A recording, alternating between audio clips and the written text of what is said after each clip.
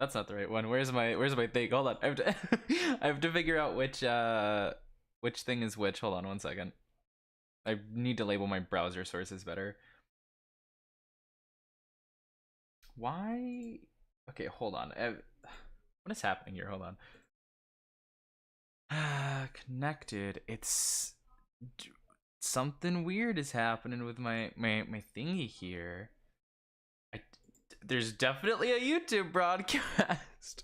So I don't know why my thing's just being all goofy. That's odd. It's being goofy on my end, but it looks like the stream is working. I just can't type in the chat, which is weird. Okay.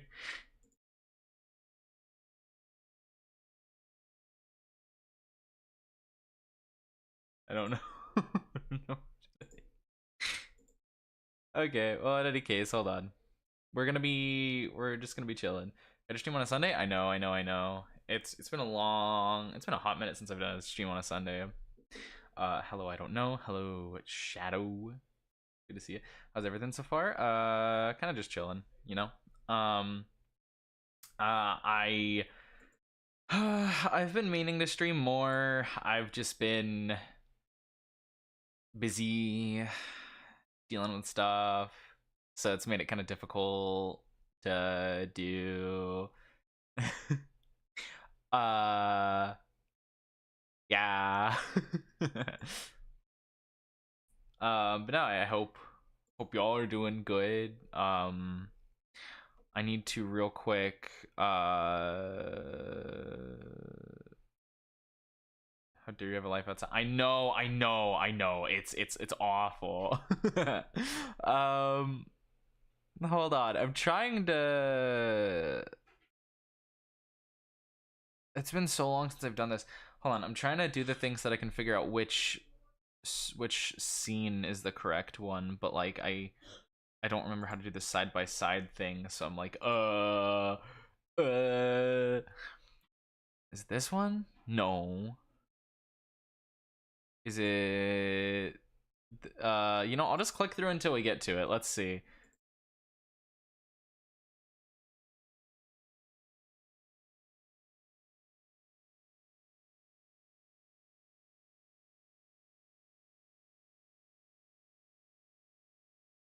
Base. That's not it.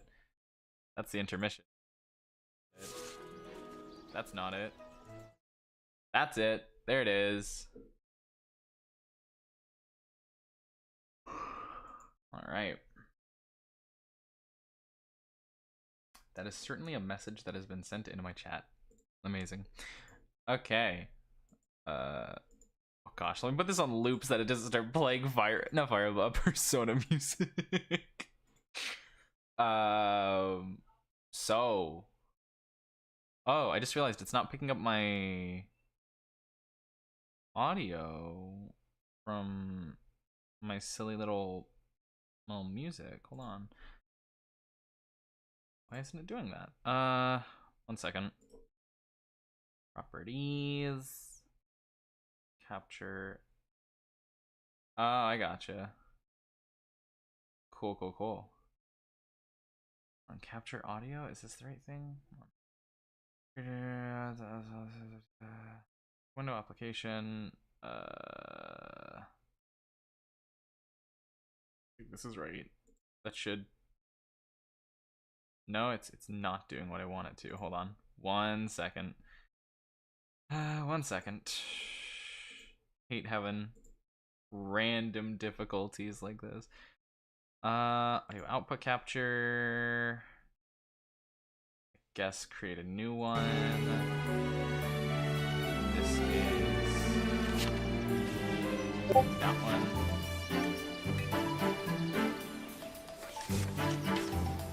Oh, there we go. There we go. That's better. All right, now we chillin'. So the plan for today is just to work on the Fire Emblem stuff.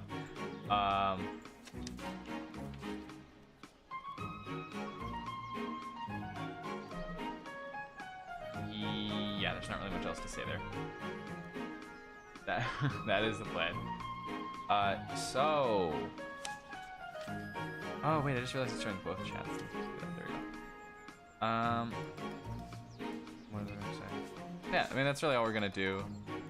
We're kind of just chilling today. Not much else to really say. That is all. So, check the music. Last time that I was working on this on stream was a while ago, and also I don't think it was really much. I was just talking about how like, oh wow, look at this silly stuff. Ooh, what? Oh, accidentally opened a file, a folder. No.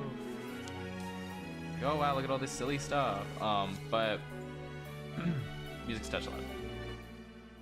Nodders. Is that better? Is that better? Tell me if that's better.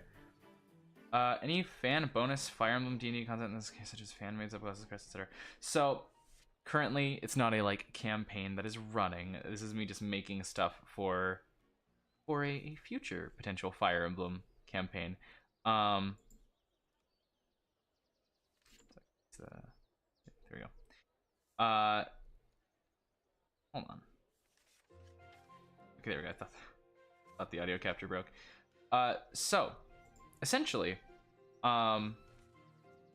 there's this one homebrew supplement that I found. There are a couple actually that I found, but one specifically dedicated to 3 houses and 3 hopes and Fodlan and all that stuff. And that is one that I would like to use one day for a Fodlan campaign. I'd really like to run a 3 houses campaign one day. I think that'd be really fun, really cool. You know, maybe one day I can get a group of people together to do that. I think that would be a lot of fun. I've got I know people in the community. I know people in the community. I could try, but I want to get stuff together before I do that.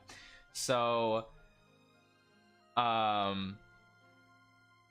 there is a document that I use, a supplement. It is called. It was made on. I think some guy on Reddit posted it. I believe it is a.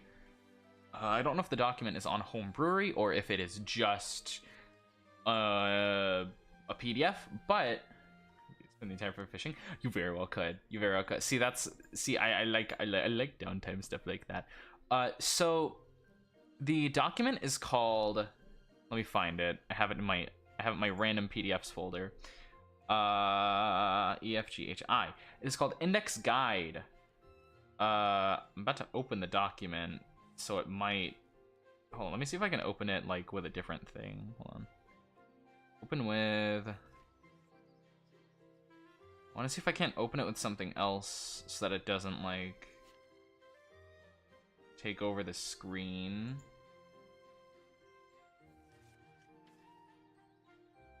Yeah, so there is a document, a supplement, PDF, whatever you want to call it. It is called, there we go, Saint Index Guide to Fodlan. Let me go ahead and add a little browser source or a little window capture so that I can show it for a second. I'm not going to show it in explicit detail just because I don't know if that is hold on.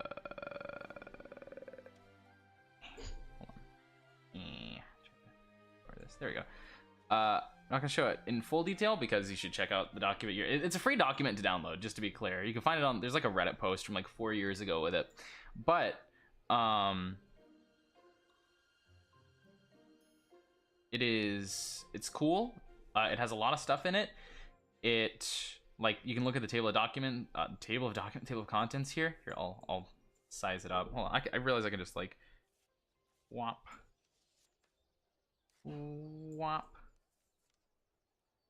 Make this bigger. Maybe this type of stream. We're not being too busy. Dude, hey man, look, I appreciate any interaction right now.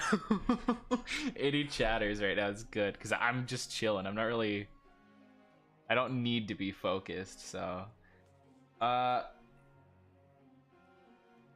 What type of Fodlan campaign? Honestly, I've thought about that, like, a few times. Like, how would I want it to... Like, would I want it to be, like, a campaign based on like Garrick Mock? Would I want it to be just be like a village thing? Would I want it to be like, oh, a different part of the world? Like maybe it's not in Fodlan, maybe it's in Elmira, maybe it's in like Dusk or Bridget, whatever. I think realistically, starting from like the school is like the easy way to go about it, just because it's like, yeah, you know, you don't have to follow the plot of Three Houses if you don't want to. You know, you could always do alternate timeline stuff, and like I think it's also cool, like it would depend on the players what they would want, but I think going into like a Garrick Mock focused one would be interesting because hey, maybe whatever the players do could change how the story goes, right? Maybe it's like, oh, someone romances Edelgard for some reason and convinces her to chill out, right? Then it's like, oh well, dang, I guess there's no war on that end, and then hey, maybe it could just become a full scale versus the Agarthans thing, you know. There's a lot you could do, but I think realistically it would be Garrick Mock focused, unless I had players that would have different things that they would want. But Sylvain woos Hubert. So hey man, look, if Ferdinand, look, all I'm saying is Ferdy. Look, Ferdy's just gonna be like, Hubert, let's not do a war. Let's be better. Let's have coffee. You like coffee? And then they get married, and then they kiss, and then Edelgard's like, no, my right-hand man. And then she gives up. Anyway, so this document has a lot of stuff, a lot of stuff, and it's pretty well made. Some things in it I don't fully agree with, like some of the interpretations. Makes out drinking coffee. Hey man, Only one of them has to take a swig, you know? Anyway, sorry. Anyway, this document has this document has a lot of stuff in it, a lot of cool stuff. Some of it I think could be better. Some of it I do think could be better, and that's where, you know, I maybe make my own modifications. There's a lot of stuff that I would want to make different about like a Fire Emblem game. You know, 5e at its core, right? I would still, you know, use like the classes from 5e, use like all of that stuff. But one big difference is there are a few big differences. I'd probably oh, it really depends how I want to do it. Backgrounds as a whole, I'd probably they are. Oh. My stream's like my computer's like, why are you streaming? What are you doing? You're killing me. Hold on, let me see if I can't just that. Let me turn down my bit rate.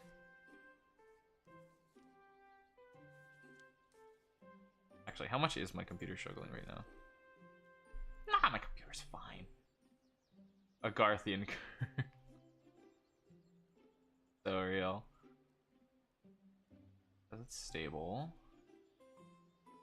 Projectors.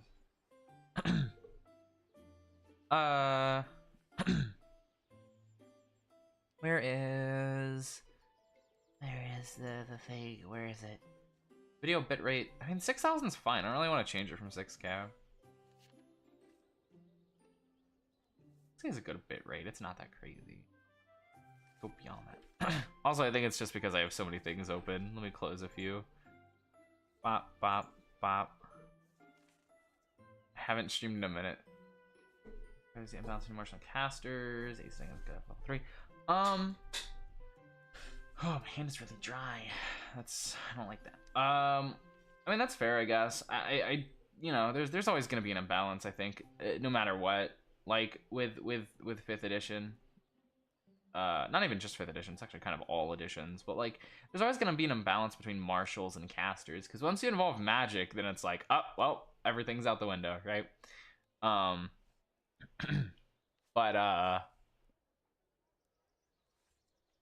you know, there's only so much you can do about it. I've tried thinking of ways that it could be made different, you know, like give techniques, give like everyone like almost like Battlemaster-esque stuff, but like marshals will never quite be on par with casters, and that's always going to be a thing.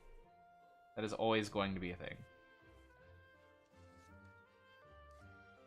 Hold on, I'm gonna close some things here.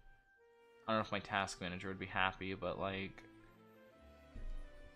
we'll see if my task manager explodes.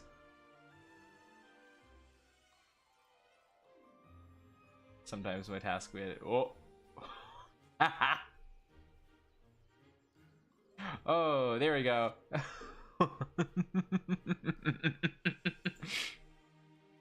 Okay. Hold on. Closing the extra window. That was taking a lot of CPU for some reason. We're better now. We're good. We're good.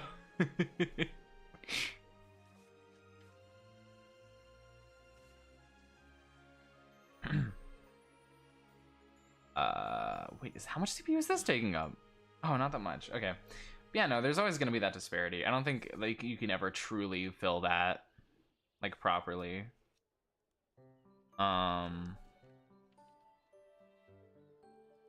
Unfortunately. I'm trying to find other things I can close. I didn't think Spotify's not open.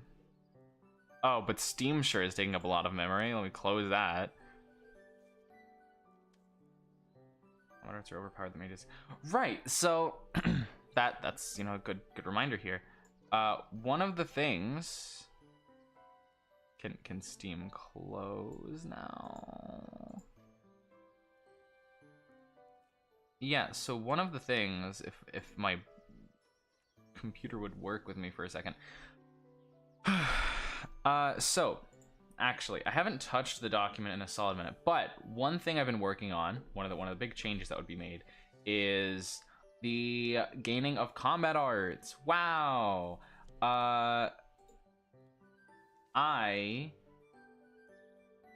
Oops, minimize the page. I have a little document where I've been making combat arts into actual like 5th edition stuff. I haven't touched it in a hot minute though. It's got like basic stuff on it. I'm working on it, but I do plan on eventually getting as many of the 3 houses and like as many of the I'm focused on 3 houses, but like as many of the 3 houses, maybe some of the echoes combat arts as I can.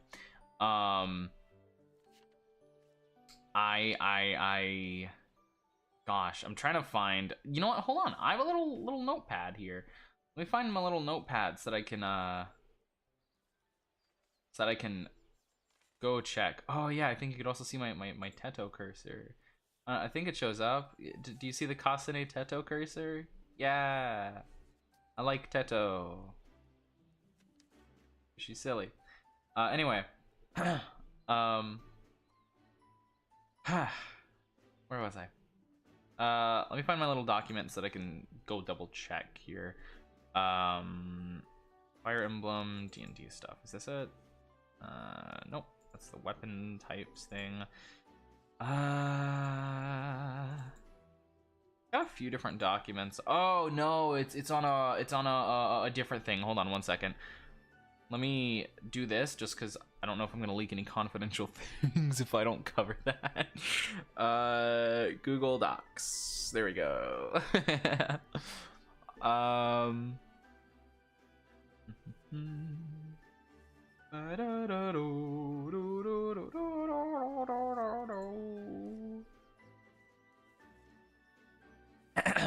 So,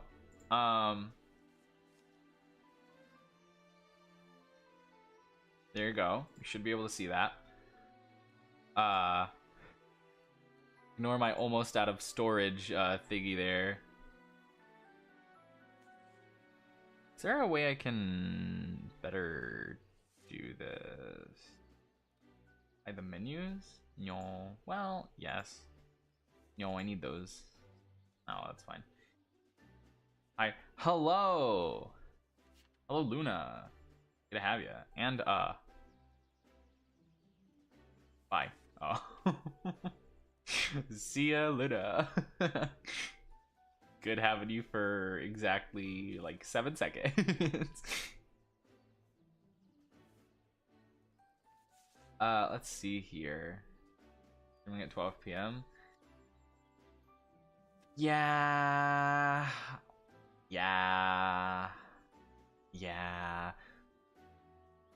I know. I'm sorry.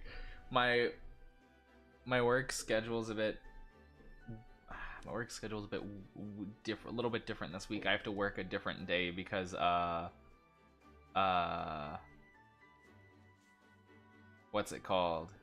Someone took a day off. Is taking tomorrow off, so I have to work tomorrow. And if I wasn't working tomorrow, that might have changed when I decided to stream, but unfortunately. Yeah, it's 6:30 for me right now. I've noticed between a lot of my viewers, there's a pretty big discrepancies of like what time zones we're all in.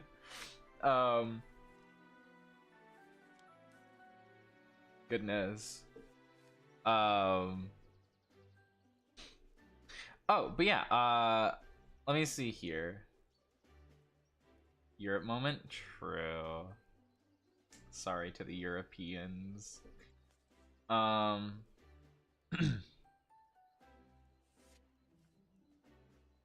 Rip the Europeans. What a shame.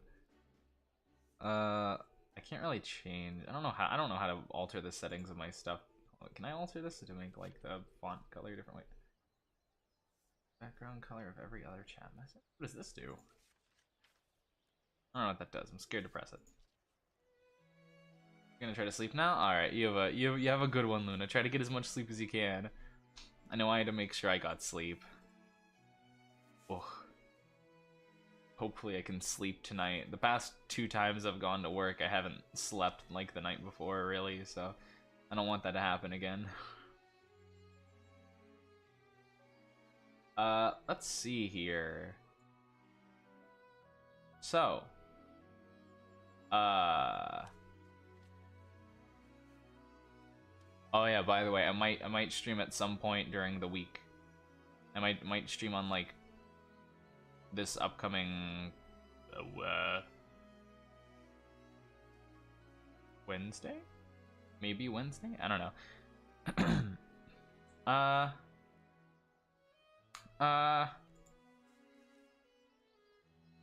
Yeah, we'll see. All right. Anyway, so do I have a little? Oh, I only have one little comment. That's okay. You're gonna have to ignore the fact that this is using my other Google account. So, this was a character creation outline that I was making for making a character. Still figuring out, you know, there's still certain things that I'd want to figure out. I'd probably like have to do some like play testing to figure stuff out. But the idea is, you know, first you choose your race, you choose your class. There are going to be a few different races. You know, predominantly human, but like I like the way that humans are very diverse in Index Guide. They have one for like pretty much each area in the Three Houses setting. There are a bunch of, there's like one for Adrestian Empire, one for Leicester Alliance, one for the Kingdom of Fargus, there's one for Brigid, Dusker, so on and so forth. And they also have like a race that's like Byleth's race. They have like Manakete-esque thing. Honestly, for Three Houses, get your play bear bugbear. This will not. Yes, my favorite Three Houses race. But the idea is race, class, and this is the thing I'm like question mark on. I think for a Fire Emblem game, does Brigid give you Irish power? I actually don't remember what Brigid actually does. That's a good thing to check. Let me pull it up, actually. You know what? Let's pull up the document real quick. Open with Firefox. I use Firefox. I'm pretty cool like that. Hello. Hello. Luna. As well. Where is the Brigid one? Brigid. Wait, hold up. It's where the races are. There, page 48.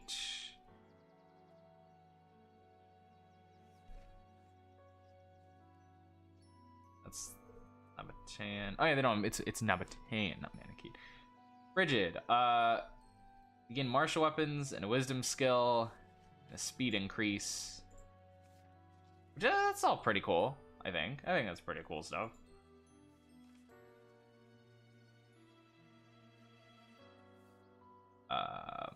You know, I like how they've done some of this stuff here. It's all kind of interesting. All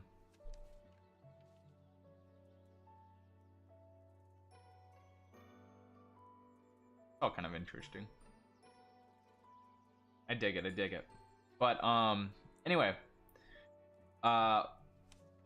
with this document that I'm making here for the character creation outline thing, one thing that I was like on was backgrounds, because backgrounds for a Fire Emblem setting, I guess, can work. But I think of Fire Emblem and I think, well, when you play Fire Emblem, you usually have like a Fire Emblem class, and there certain things don't translate as well into D&D from Fire Emblem. I think a distinct one thing is like Pegasus Knights, right? Like Wyvern Lords.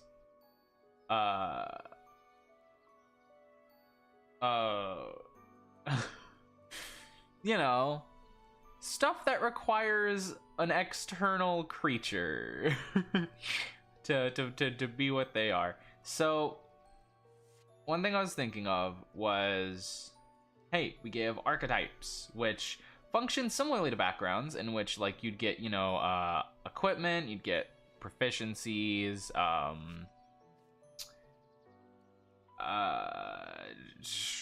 abilities, you know, stuff like that.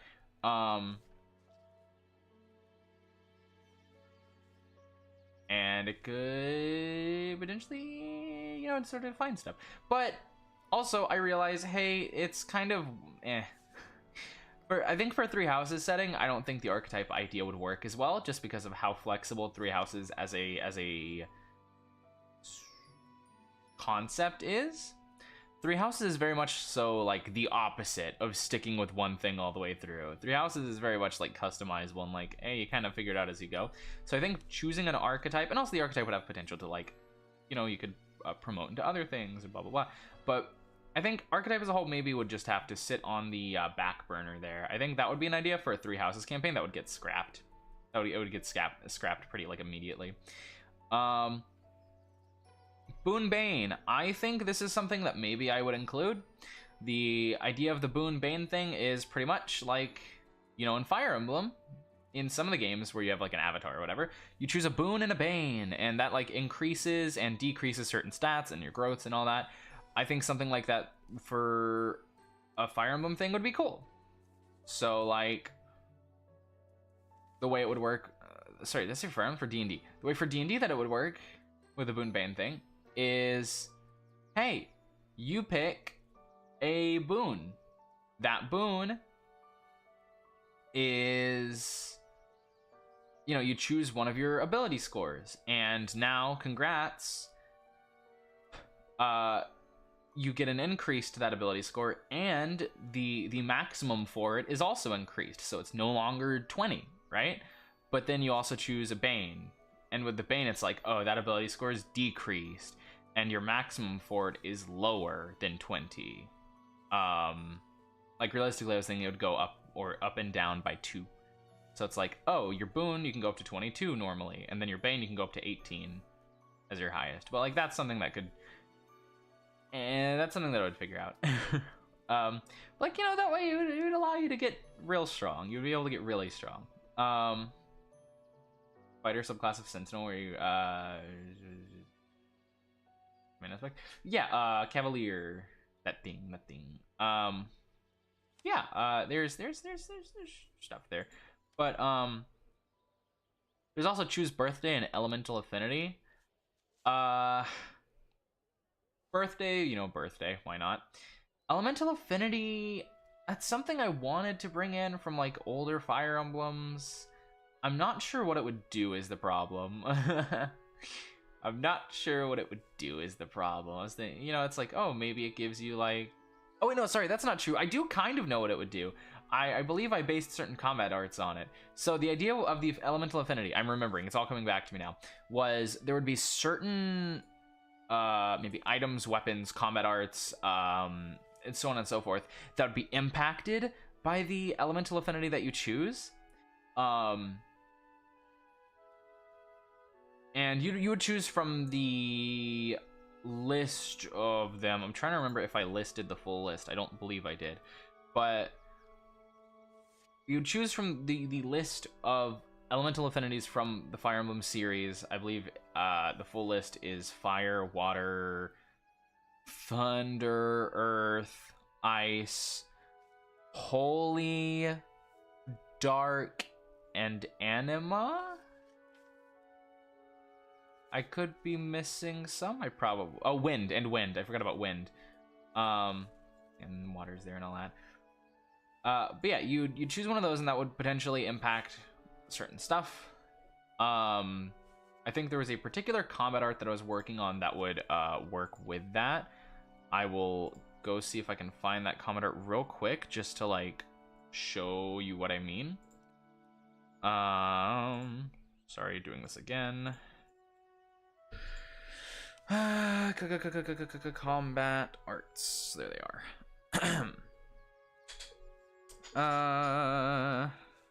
On.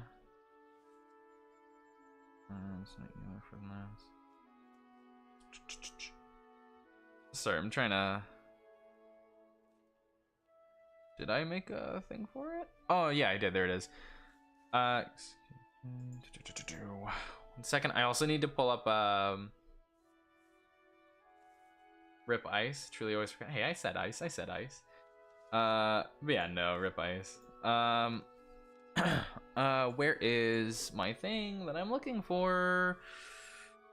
Part of the reason that I started the stream in the first place. I immediately got derailed. It's crazy. Personals. There we go. That's what I'm looking for. No, not persona. Personal. There we go.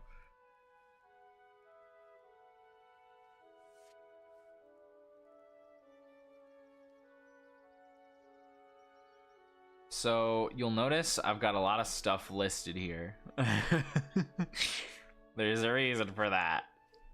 So this whole list here is every playable character between 3 houses and 3 hopes.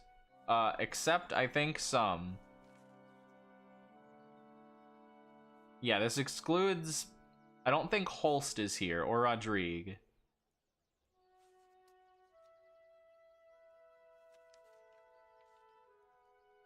But as is pretty much everyone else. So personal skills, that is another big thing. I'm just gonna bring this up real quick. Personal skills. You would think of it like a starting feat. You would make your own personal skill as your thing. And it would give you different stuff. You would pretty much, you'd work with the DM, aka me, to figure it out. And because, also, like, 3 houses characters probably like NPCs, I wanted to try making every character have at least one personal. Some I've had to customize to make just nothing like how they normally are because they just don't translate at all, or I thought that they didn't work for a D&D thing as well, or I thought that they could be better. Others translate very well. And others I also had multiple ideas for, and that's part of what this stream is gonna be for. Is gonna be to make some stuff up with some of that. So, I've already got, I believe, at least 4 for each house currently made. I'm gonna show them off in just a second. I also have Shez and Byleth ready, but as well as Flane, I believe. But once again, they're all work in progress. I just kind of want to give you guys an idea here of the sort of thing that I'm working with. Also, combat arts. Here it is. Here's combat arts. So the idea is so I mentioned it here. Every X level is getting a combat art or an innate spell. Innate spell, I was thinking would be kind of like, you pick a cantrip or something, and it's like, so if you're at all familiar with D&D 3.5 edition, there is a thing in it where every set amount of levels, it's like on set specific levels, regardless of class, you get a feat, and then you get an ability score increase. And it's on set levels.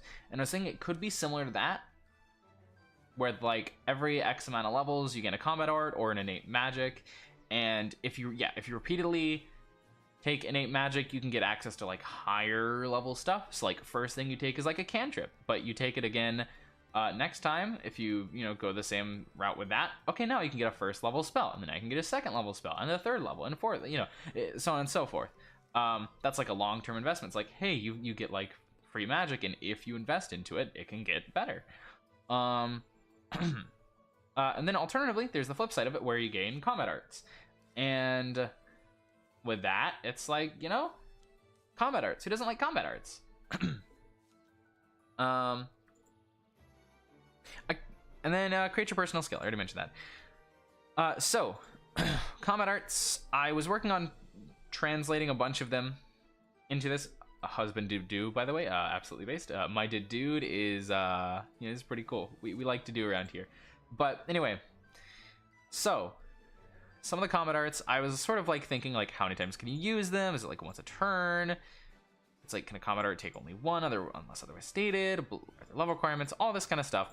And I was thinking, would there be weapon requirements? And I've got a little list that categorizes each weapon from D&D 5th edition into what weapon type they would be. Between sword, lance, axe, and then the other stuff. I have some of this on like notepads on my desktop rather than on documents, just because it's faster to use. Let me go find one of them real quick. FED&D stuff, weapon types. So, there would also be like additional weapon types, like gauntlets is one that would be added in because who doesn't like gauntlets? Also, So, swords would include like your daggers, long sword, rapier, scimitar, short sword, that stuff. Your lance is essentially like your pole arms, right? Like a glaive, a halberd, a lance, a javelin, a pike, a spear, a trident, that stuff. An axe. So axe, I sort of took the route of Fates, where if it is a blunt weapon, like a hammer, then it is an axe technically. So axe would include like battle axe, club, flail, light hammer, mace, maul, war pick, hand axe, stuff like that. Then there's the bow section, which is pretty self-explanatory. It would categorize both bows and crossbows, like your hand crossbow, heavy crossbow, your long bow, short bow, all that stuff. And then there's unarmed, which is gauntlets. Yes. And then there are the weapons that I felt like didn't quite fit with the others. And that was blowguns, darts, nets, quarterstaves, sickles, slings, and whips. I feel like those don't really fit anywhere in particular. Monks use gauntlets. I mean, yeah. I mean, they are. Yeah, that is like an unarmed weapon. I think the idea behind gauntlets is is they would give you. I have my own way of looking at it, but I think this document also has gauntlets in it somewhere. I'm gonna go double check how they do gauntlets, because I think I would do it a little differently. It's page 63.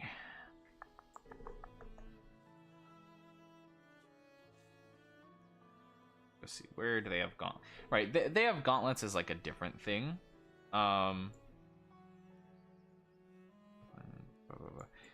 So, way that I would handle gauntlets, hidden weapons from Fates, some stuff's just kind of weird. I think distinct thing here, the way that they handle gauntlets in this document, I think it's fine. I would probably change it a bit though. I think having the different damage types is already like, wow, that's really good. But I do think, say for instance, you're like a monk, right? Or you have the unarmed fighting style. You've already got the potential to kind of be better than what these items are, right? Than what gauntlets are.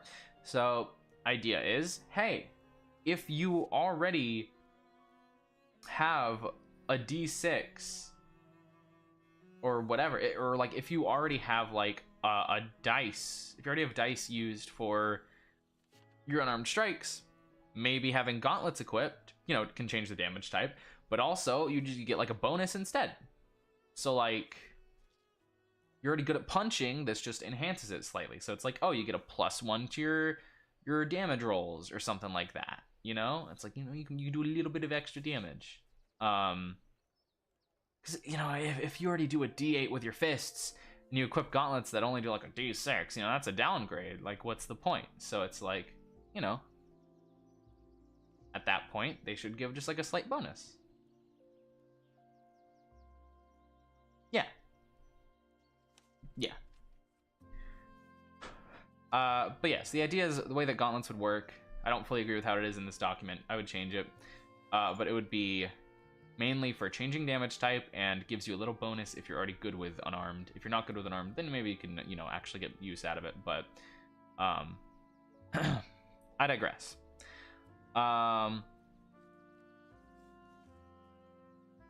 This one also has a bunch of unique little stuff in it. But regardless, a lot of the combat arts would use a weapon type. There's the sword specific ones, there's the lance specific, axe specific, bow specific. And then there's unarmed or natural weapon. That's another thing, unarmed or natural weapon. If you had a natural weapon, you could just, you know, use that, like, instead of gauntlets. Lowering enemy AC or adding bonuses to your hit dice? I assume you mean damage. Lowering enemy AC. I mean, lowering enemy AC, maybe I could see that, but I think that's where combat arts go in specific. Because certain combat arts could potentially decrease AC on enemies and stuff like that.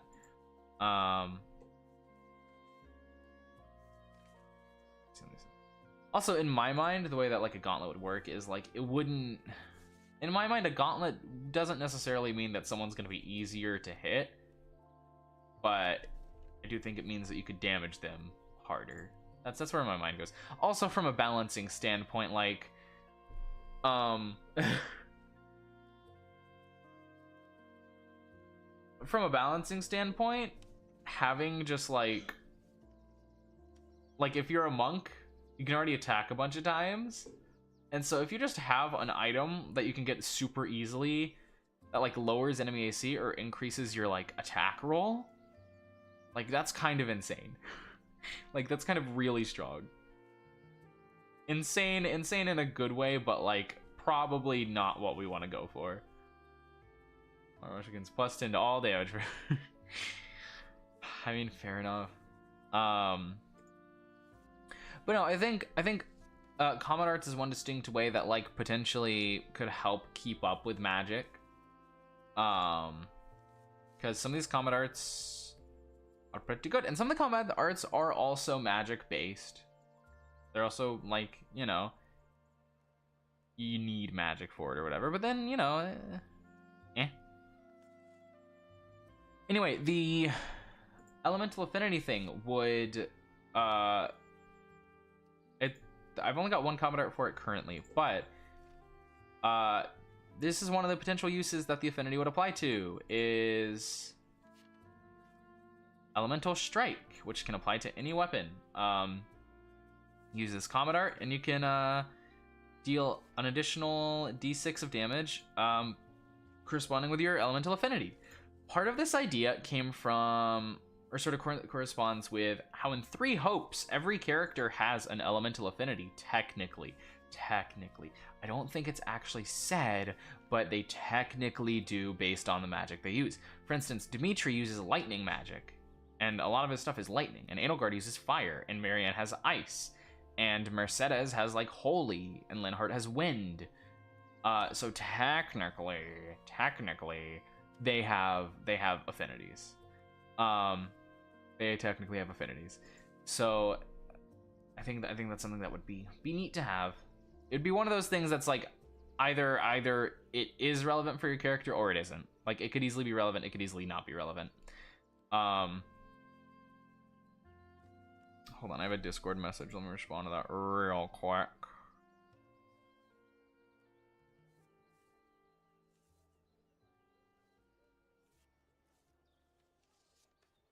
There we go. But yeah, so I think it'd be interesting. Also, you know, you've got your random combat arts like healing focus, where you can like heal. Might change how this works, but I don't know. I still want to figure out some of the balancing, but this is an interesting one. So some of the magic combat arts, I think you don't need to be a spellcaster to use. But if you are a spellcaster, you know, you benefit more from it. Probably gonna have to put a level limit or like lower the damage of some of these. I'll remember, a lot of these are kind of like, this is the basic idea and the fine tuning comes later. Like lightning axe, for instance, attack roll against someone and you deal additional damage equal to your spellcasting modifier, d6s, or you use intelligence, wisdom, or charisma, because yes. So it's like, if a spellcaster uses this, it's good for them, but also they're using their action to attack with a weapon. It's like, it could potentially give them that option, but you know, that's up to the point where it's like, hey man, that's if you want to go for it, right? Like for your Eldritch Knights, you know, for your Hex Blades, that's where something like Lightning Axe would be really good. For your people who like get up close and personal, even as a caster, that's where Lightning Axe would excel. But you know, it's available for anyone. Certain things I'm definitely figuring out. Some of these combat arts were tailored with certain things in mind, but they have been changed a little bit. I think some are a little funky. Grounder, I think, is a little funky. So combat arts as a whole either give just like a basic bonus or like a basic extra damage. That's like the general idea, and then some things give extra stuff on top of that, or you know, or just their own thing uniquely. Grounder is an example of a kind of weird one. So you get a +2 to your attack roll, and you deal an additional amount of damage. But there's a bonus thing because of what Grounder is. It has advantage against targets with a fly speed, or targets that are mounted on a creature with a fly speed. Yeah.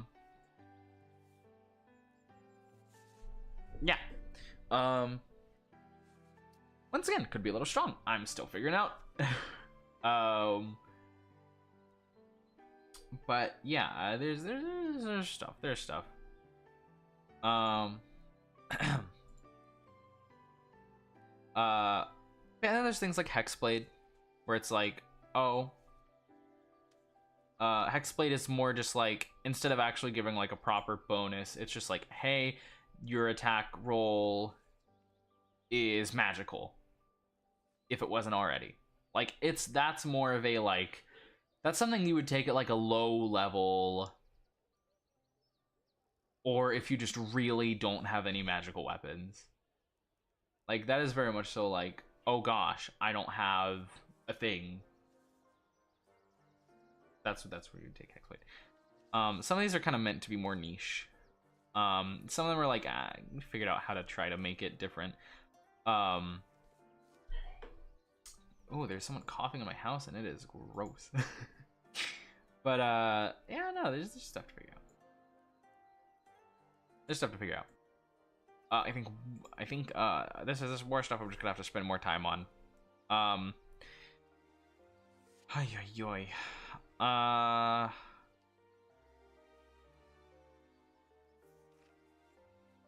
The bow stuff is especially kind of funky just because of like how bows work.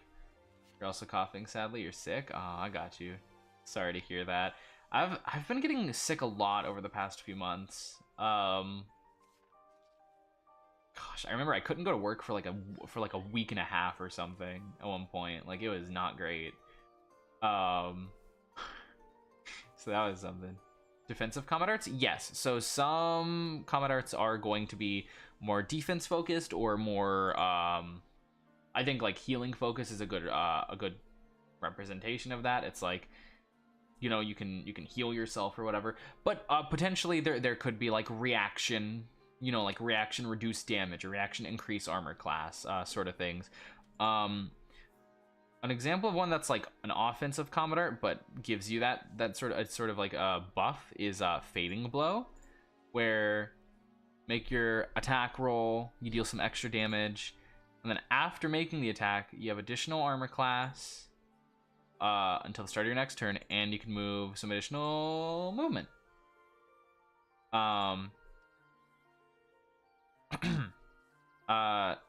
Once again, I'm gonna probably heavily tweak a lot of the damage numbers here. I think a big thing I need to figure out is how I'm going to balance combat arts. I think I might go the route of like, you can use one combat art a turn. I think that might be the route I go down. Where it's like, if you have the attack action and a combat art is about attacking, you know, it's like you make an attack roll, blah blah blah, then it's like, oh, okay, it just takes one of your attacks if you take the attack action. Whereas some combat arts are straight up like, oh, it takes your action as a whole to do this thing. I I think once a turn is probably fair. Once a turn is probably fair, since like you got your one special attack and then the rest is like anyway. You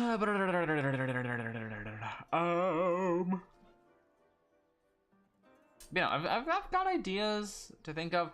I think the main thing that I want to do is I want to try to turn every combat art in 3 houses into a combat art here, or at the very least as many as I can, as well as 3 hopes. I know 3 hopes has some specific stuff, and that's stuff I'd want to try. Also obligatory halfway through stream. Hey, I say halfway, partway through stream. Hey, bottom left corner of the screen, you see this thing that says GoFundMe in description. Oh my gosh, there's a GoFundMe in the description. What's that for? It's for my friend. She's in some financial. She's got some financial burdens, due to medical things, and yeah. If you're watching this and you have money just lying around that you're not going to spend anywhere else, it would be pretty cool if you would spend your money there. Donate if you can, but you don't have to, of course. If you want to, you can spread the word. I don't expect anything, but you know, it's always good to do a good act for other people. I find that doing good things for good people makes me happy. But I know that's just a me thing. I've donated a few times. Other people have also donated a little bit, which is very nice. It makes me happy to see. Anyway, you can just check the description if you want to look at that page or anything. But I just wanted to go ahead and get that out of the way. Anyway, see what you could do. Broke college student, you should be able to help somehow. Amen. Yeah. Look, if you don't have to, but if you choose to donate or anything like that, anything helps. Literally, as little as $1 helps. Yeah. Let's see. And also, if you can't even donate, just tell people. You know, all you got to do is like spread the word a bit or anything like that. You know, if you know someone who has a spare few. You know, if you happen to know someone who's like hyper rich and a philanthropist, you know.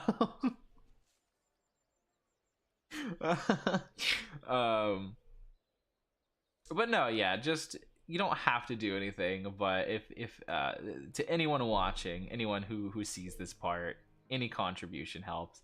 Even if it's just telling people. Anyway. Back to the Fire Emblem. So, we're talking about combat arts and stuff.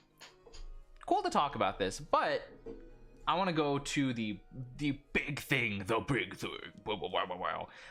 So, big thing for this stream that I wanted to work on is personal skills. I'm talking a lot. I'm talking very fast. I've been talking pretty fast. Today's just a fast talking kind of day, I guess. Anyway, maybe it's just because I haven't streamed in a while, and it's also like not early in the morning, so I'm kind of hype. Anyway, or hyper. I also found a song I liked earlier, so that was nice. Anyway, so gonna slow it down just a little bit. Personal stuff, love lots of ideas. Yeah. Currently, let me get my list. Gosh, I realize I don't have everything listed here. I have to open my Discord because I have some of them specifically in Discord and a thing. How do I put this? I am very organized in a disorganized way, if you catch my drift. I have stuff everywhere, but I generally know where stuff is. Unless it's like something extremely obscure that I wouldn't think about for a long time.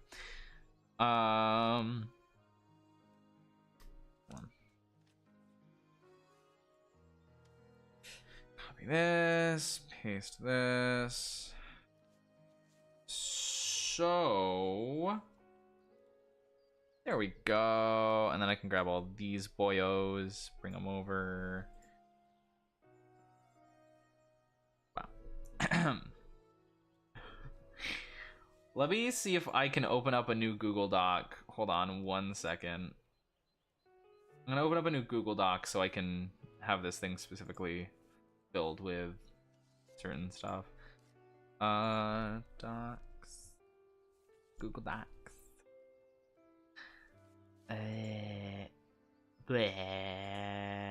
Paste. Okay. I'm gonna Control V. Oh gosh, that didn't come out the way I wanted it to at all.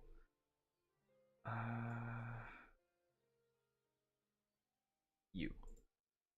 Control V. There we go. That's what I'm talking about. Untitled document. This document shall be called stuff. So these are the ones that I've currently done. And I've got some that are, you know, this is the list of ones that I haven't done. Lots to work on, but these are some of the ones I've worked on. Some of these I would like to change, or some of these are open to change, but these are the general ideas that I've come up with. Some of them I have based off of the 3 houses skills, some I've based off of the 3 hopes skills, and some are combined ideas, whereas others are original ideas entirely. So, and I was also thinking from like a D&D perspective, what would work better? I didn't want everything to be like pure combat, you know, like, oh, because if you look at like 3 hopes, for instance, almost everyone has like a combat skill, but not everyone like needs something that's combat focused. But that's what a lot of them are going to end up being, just because of the nature of a Fire Emblem thing. Fire Emblem is very combat heavy sort of franchise, so, you know. But this is what we've got right now. Some of them I put little notes to myself of things that I could change or ways I could alter it. But yeah. So you'll see, like, for instance, we have Byleth right there. Byleth is one that I thought was kind of interesting. When one or more allies within 10 feet, you and those allies can add their proficiency bonus, or sorry, can add a +1 or you know, maybe more to their proficiency bonus while they're in the radius. Teacher's guidance, you know, makes them more proficient because they're around their teacher. Burnies, when you take damage, you can deal extra damage to the thing that hurt you.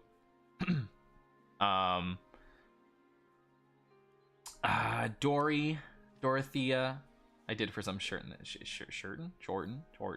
names. Dorothea's is like songstress.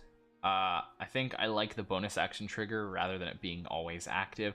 When an ally starts, so an ally within 5 feet, their gain number of hit points equal to 1d4 plus proficiency bonus. I'd probably change this to I'd probably change the range just because 5 feet is very little. The idea of personals is they're not meant to like be hyper overpowered. They're meant to be like a cool, real cool thing, right? Some of them are going to be strong, some of them are going to be a lot weaker and a lot more niche. But that's either because I thought it fit the character, or that's how I thought it would or could work. Flames is one that I really buffed, arguably. Instead of being an active, oh, when you're near her you can reduce damage, it is if an ally takes damage within 10 feet of Flame, they can use their reaction, just have the damage as a whole, but they can only do it once per encounter per person. But I thought that would be a little more interesting than just reducing damage all the time, reducing like 3 damage or something. Because this way, it's like, wow, it's actually majorly impactful. Like, regardless of level. And I do think, like, there could be a time skip sort of mechanic where, like, hey, time skip happens and personal skills could get buffed or changed entirely, potentially. But a lot of these are made with the idea of like just how it would work rather than at what stage of the game it would be meant for. But I tried to balance to adjust for some of that. We have Shez, who is essentially just took her active skill from 3 hopes and I just altered it a bit. So it's like bonus action, you can essentially do a little teleport up to 5 times proficiency bonus feat. So it's not very big teleport. It's rather small, but after you use it, you can then make a melee weapon attack or cast a cantrip. as part of it. Like, you don't even have to spend your action, so you get an extra little bonus thing there.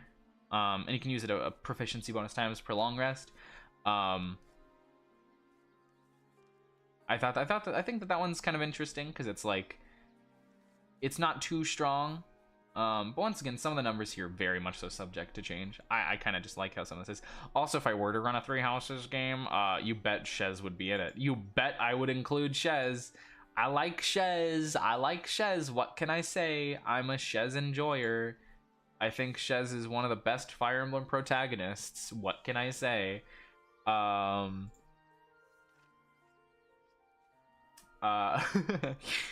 Let's see. Yeah, these were the first 5 that I'd made. Just so you know, warp in D&D is weaker to the amount of warp spells you can have. Yeah. Like, in D&D, teleporting used to be so niche and cool, but nowadays it's not. Nowadays it's not. Nowadays teleporting is so so everywhere in D&D. It's like, oh, you're an elf nowadays, you get teleport. You're related to Fae in some way, teleport.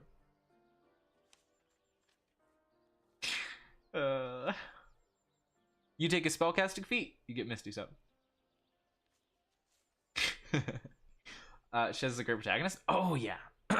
Absolutely. I like Shez. I think Shez was one of the best things they could have done for Fodlan, I guess is a better way to put it. I think Shez was really good. I've been meaning to play through 3 Hopes again. I've only done one route, and that was the Black Eagles route, which I really liked. But I would like to play through the others. Anyway, next we've got the Lords. So after I did made these first 5 a while ago, but I made the Lords and then their ally, their second in commands, within like the same day. Within like, I think the same, not the same day, maybe within the same couple of hours. Shez is good and they stuck around 3 Hopes. Yeah. First writing choices in Azure Gleam? Really? Interesting. I'm gonna have to see it then. I'm gonna have to play through it then. I think I've heard that before, that Azure Gleam makes some interesting choices. Azure Gleam might be my last one that I play through in 3 Hopes, just because I like Claude. Well, let me rephrase. Like is a strong word. I like the vibes that come with Claude and his group. That's a better way to put it. Claude is a good time, usually. Even if he makes certain choices that I find to be questionable. Anyway, so for the Lords here, as you can see, I went with sort of the same thing for each of them. I primarily based it off of Claude is butchered as well. Oh no. But I mainly based the Lords personals here off of their 3 Hopes things, and I tried adding in extra little bonuses off of some of their other 3 Hopes skills.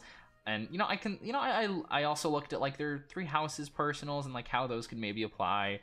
I think Claude is the only one who came out of it with something reminiscent of his personal in 3 Houses. But that's because the others were like not. The others I just felt weren't that interesting for like a Lord to have.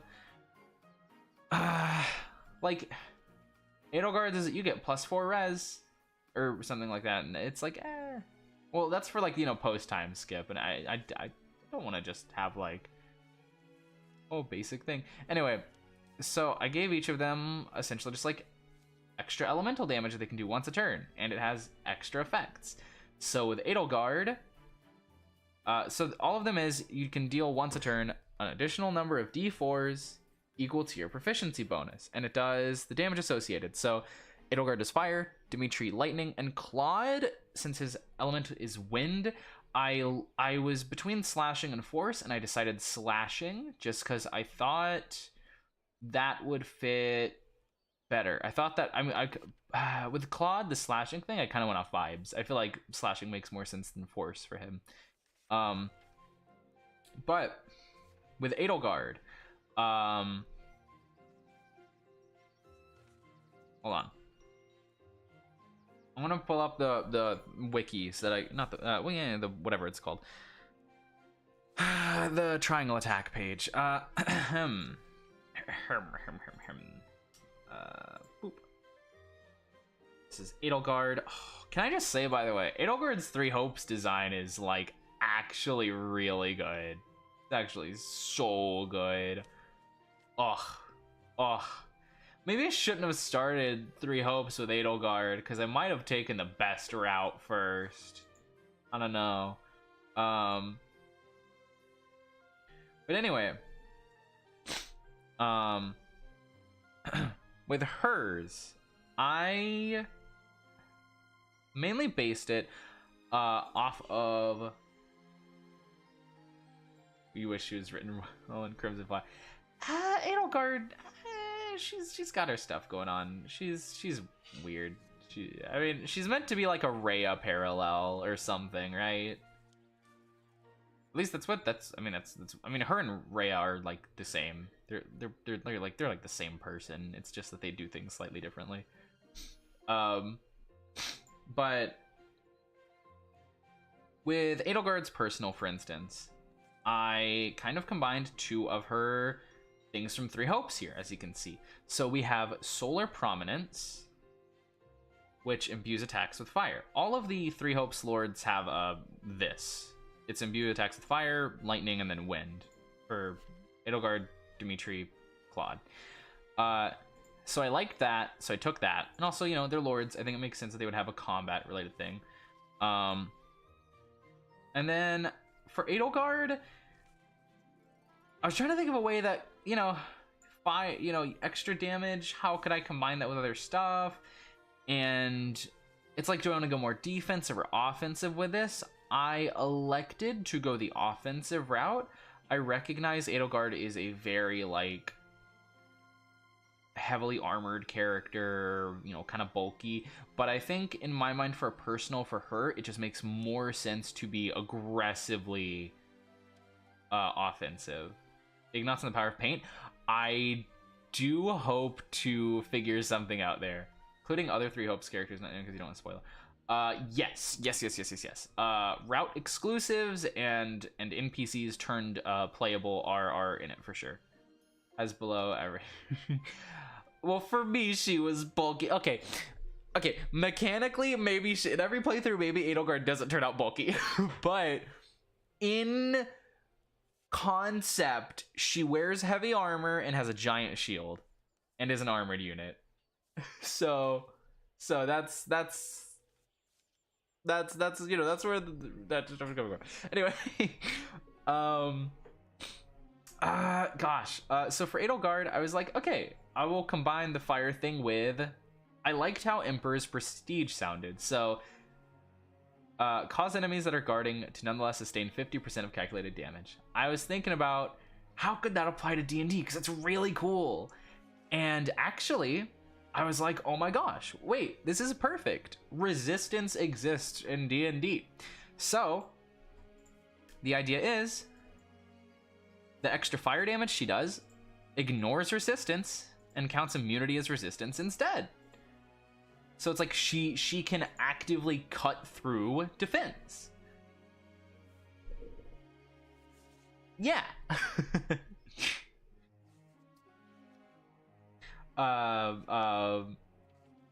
Yeah. I thought that was cool. Dimitri's, so gosh, when I was thinking about Dimitri, I looked at his personal in Three Houses and I was kind of like not impressed. Plus 20 Evo for Dimitri doesn't quite, that would just be like an armor crease in class, and that's not very fun. So I thought Dimitri's brutal.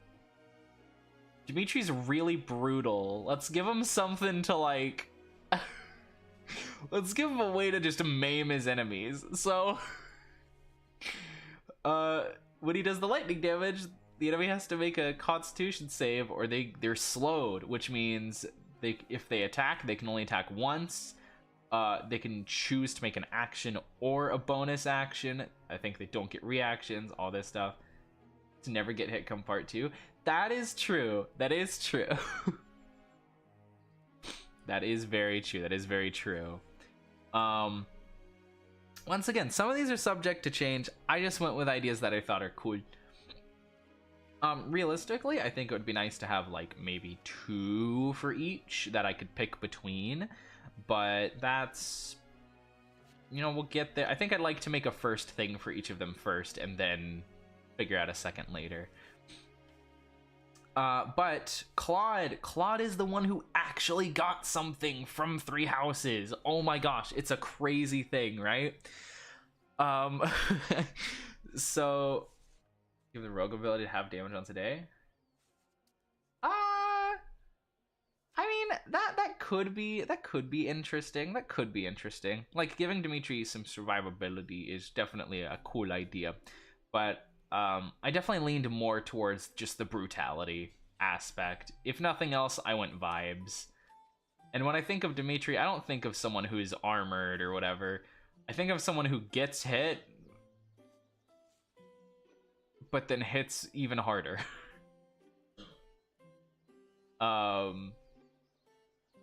Anyway, Claude is the one who actually had something from 3 houses. In 3 houses, part 2. Claude's little personal skill. Spoiler for a 6-year-old game. Claude gets pass essentially added to his personal. And you know, I thought that was better than the other options because let's go over here real quick. Skip. Just gonna scroll. All right, where is he? There he is. There's our boy. Yeah, these other 3 hope skills don't work. They don't work. So I was like, you know, the 3 houses thing is better. Dimitri would never do anything mean or cruel. You might be right. You know what? Yeah, ramen noodle hair would never do anything. But no, with Claude, I was like, hey, also open up the 3 houses thing just to show. Where is Claude, my boy, my goat? There it is. Pass. He gets pass. And you know how pass would transfer to D&D? That's right. Not taking opportunity attacks. I could have also said being able to move through unit spaces, but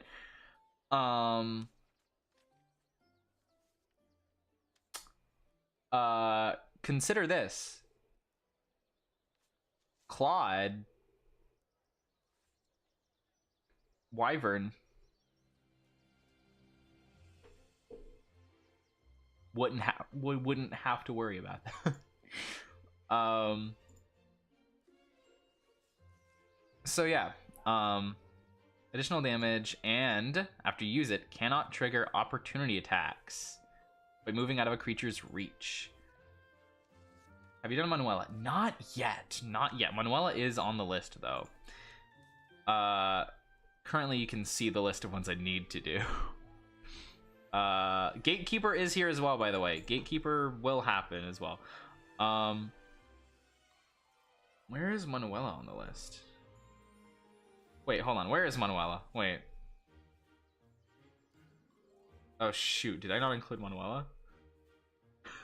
Hold on. Wait. Spoilers for 3 hopes, I guess. Where's Manuela? Why isn't Manuela on the list? Wait, why isn't she here? Wait. She's right oh, I didn't put Yuritsa either. Whoops. Sorry. I also forgot Gilbert. Sorry. Let me add them. Manuela. Yuritsa. Who is the other one that I forgot? Gilbert. Everyone's favorite deadbeat dad. Allies in 10 feet cannot critically fail or be hit for critical damage. That's an interesting concept. Let's take a peek here at what Manuela actually has. Don't mind my loud tapping on my mouse. We can leave out Gilbert. He'd deserve it.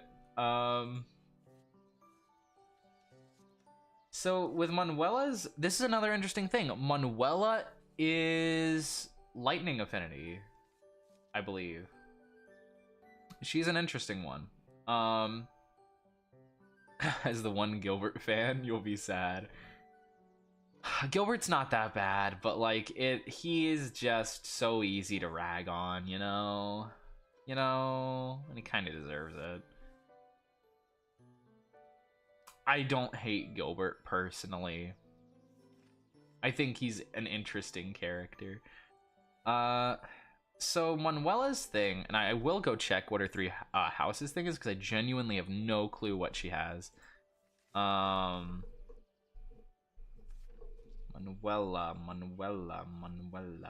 where are you? Casa Grande. There she is. Also, pardon me clearing my throat a bunch. That's just gonna happen. I'm sorry. Infirmary Master. What is this? Allies gain crit Evo. Oh, that's cool. Okay. What is her warrior hope stuff? Small amount of damage around the oh wait, what? Oh, that's interesting. Okay. And Gilbert. Pretty easy to assume he partially left pretty. Oh no, I'm sure. Like I totally get that. I totally understand the like, hey, I shouldn't be around people because I'm gonna get them hurt. But like also at the same time, by leaving them, you are leaving them defenseless and without an important part of their life. The thing is, he could have, I don't know, gotten someone to take care of his family? Gotten a friend to help? Something? But no, he just left. He just left. I don't know. And his brother's care. Well, I guess his brother, but like that's not like good enough. That's not good enough. That's not good enough. Also, we see how the Dominic people are. We see how that stuff goes.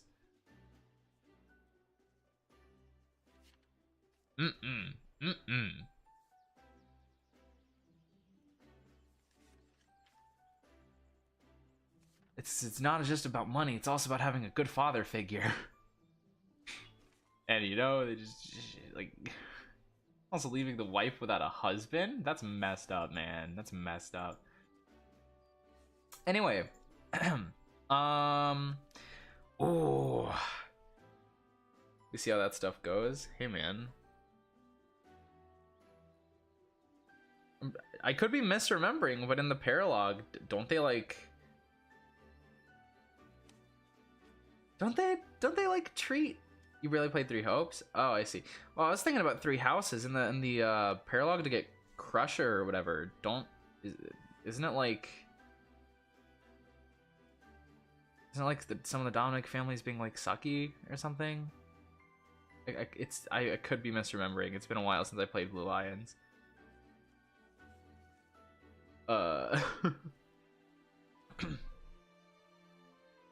In any case, I want to go back to this real quick. Manuela's really interesting. Non-lethally captures them to keep them safe. Maybe. I know there's nuance to it. What was I gonna say? Oh yeah. So,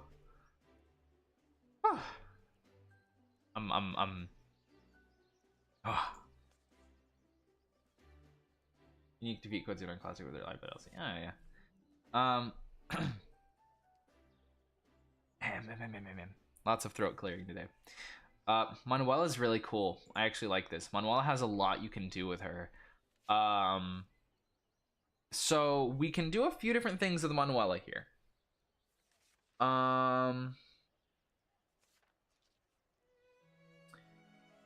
Three notable things that she has. She has her personal from 3 houses, which reduces crit chance, or gives crit avo or whatever. Then 3 hopes. She's got these little staves she puts down and can deal damage from. And then she's also got Infirmary Master, which can heal people around her when she heals herself. So there are a few things we could do with this. Part of me wants to combine some of these, but I'm not sure. My stomach just made a noise, that's for sure. So, there's room for creativity here. We could. Self-healing is similar to Mercedes. That is true. That is true. Live to serve. But I think even if we ignore the self-healing thing, I think you have these musical staves that are generated. I think it would be interesting. Maybe it's like, I'm trying to figure out how we would mechanically do it, but it could be like something triggers you to be able to put down one of these staves, one of these little musical staves, and when an ally is within a certain range of the staves, maybe it gives the crit avo. And maybe it's like, oh, and then you can cause one of the staves to destroy, but deal a little bit of lightning damage to someone. Or it could be like a zone thing where it's like, oh, you can cause lightning to summon between multiple staves or something. And the amount of staves you can have is like based on proficiency bonus or whatever. Let's put on a stave that heals all allies within 50 feet of the stave. Or maybe.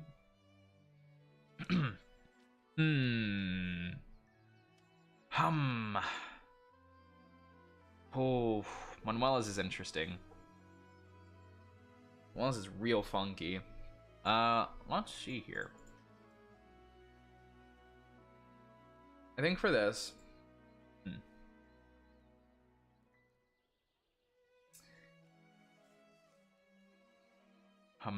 maybe we do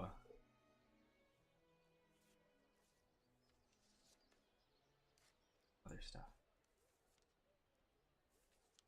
Hold on, sorry.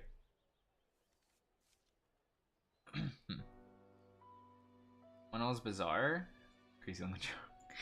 Manuela's just so, she has a lot going on, right? You could go so many routes with her. Go the alcoholic route, go the songstress route, go the healer route, the doctor route. You could go the assassin route. Man, that's cool. Manuela's actually, geez, maybe this is a good problem to have. She has too many options.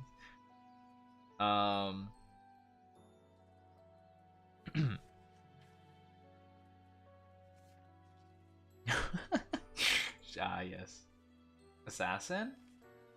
Yeah, so I don't remember if they talked much about it, but if you do not recruit Manuela and you end up fighting her in certain paralogs, she is an assassin. She is an assassin.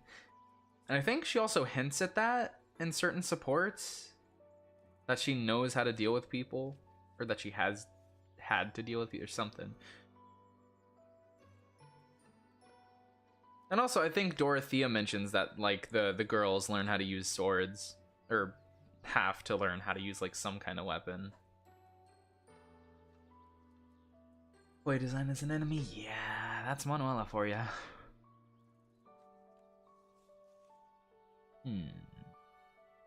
Okay. Let's see.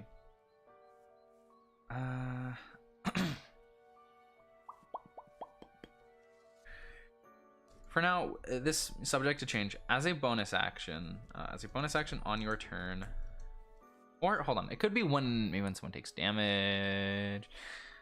For now, we'll just say bonus action. We could change it to, like, maybe it triggers whenever an enemy is, not an enemy, whenever an ally is hurt. But, as a bonus action,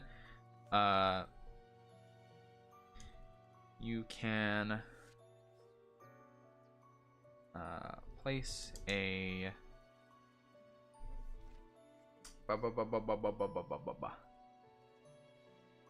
it's a musical. Well, it says musical stage, but singular stave is staff, so you place a musical staff. Excuse me. You place a musical staff. At a location within.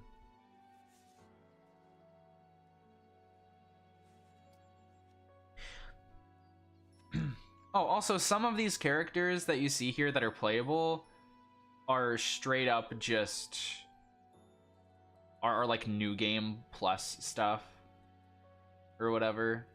I think Gatekeeper is literally you have to beat the game 3 times on the same file or something. Like something like that. Like Gatekeepers is hyper specific. But heal allies who can't hear. That's a good question. You can place a musical staff. Would it be on a surface or in the whatever? You can place a musical staff. I'll just say within. We'll say within 30 feet's a lot. We'll say within 30 feet for now. Within 30 feet. Within 30 feet. While an ally is, we'll say within 15 feet. Well, it's not an ally is for now. Within 15 feet of this staff.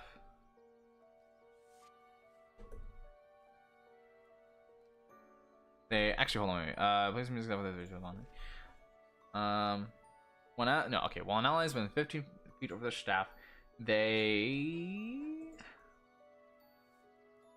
just saying straight up like they can't be crit is kind of insane. Like insanely strong. They can't be crit.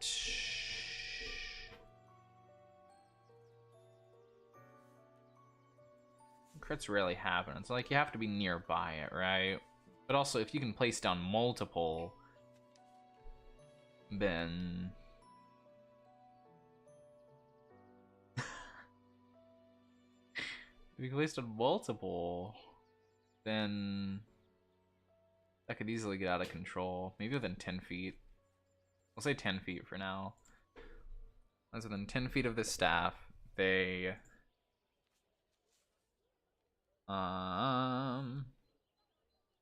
cannot be critically hit.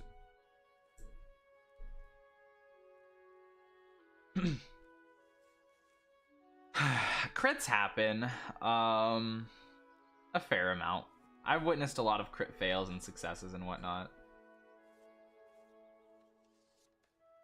So this has been a little loud this stream, huh?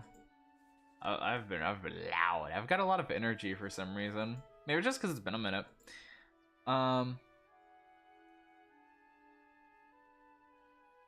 I also started to co-stream on Twitch, but for a very specific reason, I immediately ended the Twitch side of the stream. Cause no.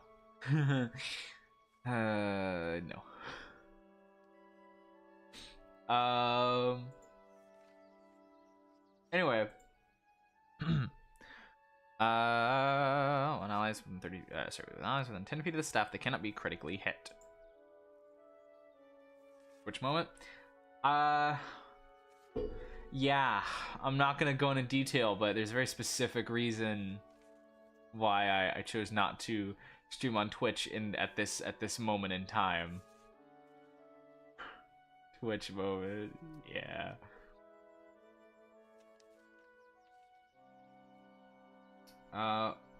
Let's see here. I was trying to find something in the chat that was okay. Wait, within 10 feet cannot critically fail or be hit for crit damage. Cannot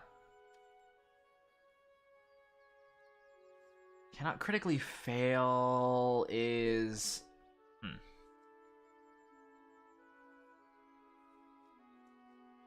So if we wanted it to balance out, we could say while within 10 feet of the staff, or while within range of the staff, whatever, all criticals, or all critical successes and critical fails are nullified. We could say that. That way it's like both allies and enemies benefit from it, or it could just be like just allies benefit from it, but it's not like crazy overpowered. And it's like, oh, if an ally crits while within its range, well, I guess it doesn't matter, but they also can't be crit. They can't critically fit. So it's like just like a balance. It just like neutralizes. Could just be allies crit failures, maybe. Cannot be critically hit. Maybe. I'm gonna keep that one in. I'm gonna keep that one in mind. I'm gonna keep it rolling though. Within 10 feet of the staff, they cannot be critically hit. I kind of like the oh, the chair finally made a squeak for once. That was less of a squeak though, more like just a creak. I think the critical thing we're gonna figure out, but I think an important thing. Do we want it to have the capability to heal, or do we want to have do we want it to have the capability to deal lightning damage? That is a question. If it can do lightning damage, I envision it as it would do a line between the staves that have been placed, and that is how the damage is done or something, but I don't.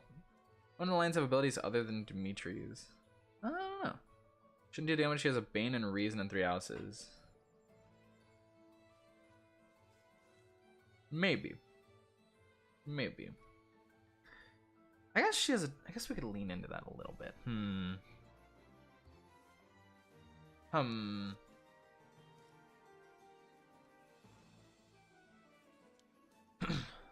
You know, we'll. Oh, got a Discord message.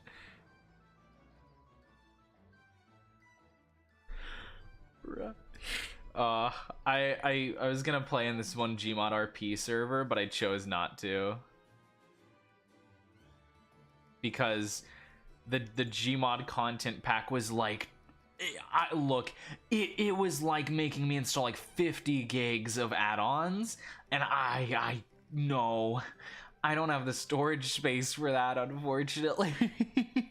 It would have been really fun, I'm sure, but I just don't have the space for it. And some of my friends are on that server, and it would have been cool, but no.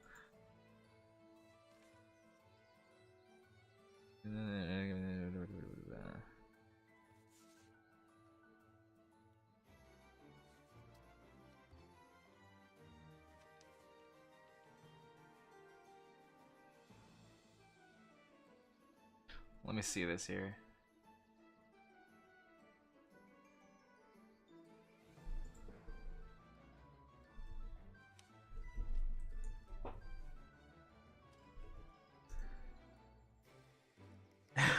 Anyway, where were we? Right. We were looking at the stuff, the things. So for now, I'll put a little note here. Maybe it heals somehow. Maybe it helps negate crit fails or all criticals as a whole. Maybe it can deal lightning damage via connecting lines, etc. Alright, we'll put a pin in that there. We have a lot of ideas to work with. I accidentally opened Spotify. Oh no. Just got to the Lenato chapter for 3 Houses Challenge Run. No stat boosters. RIP. Sorry, man. That's rough, buddy.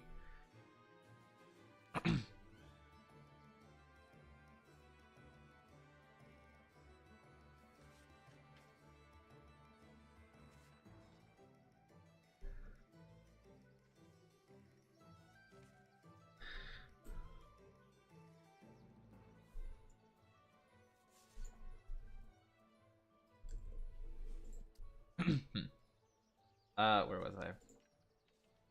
So let's see here. We've got ideas for that. Manuela's we're gonna put a pin in that. I'll think more later so we can refine it.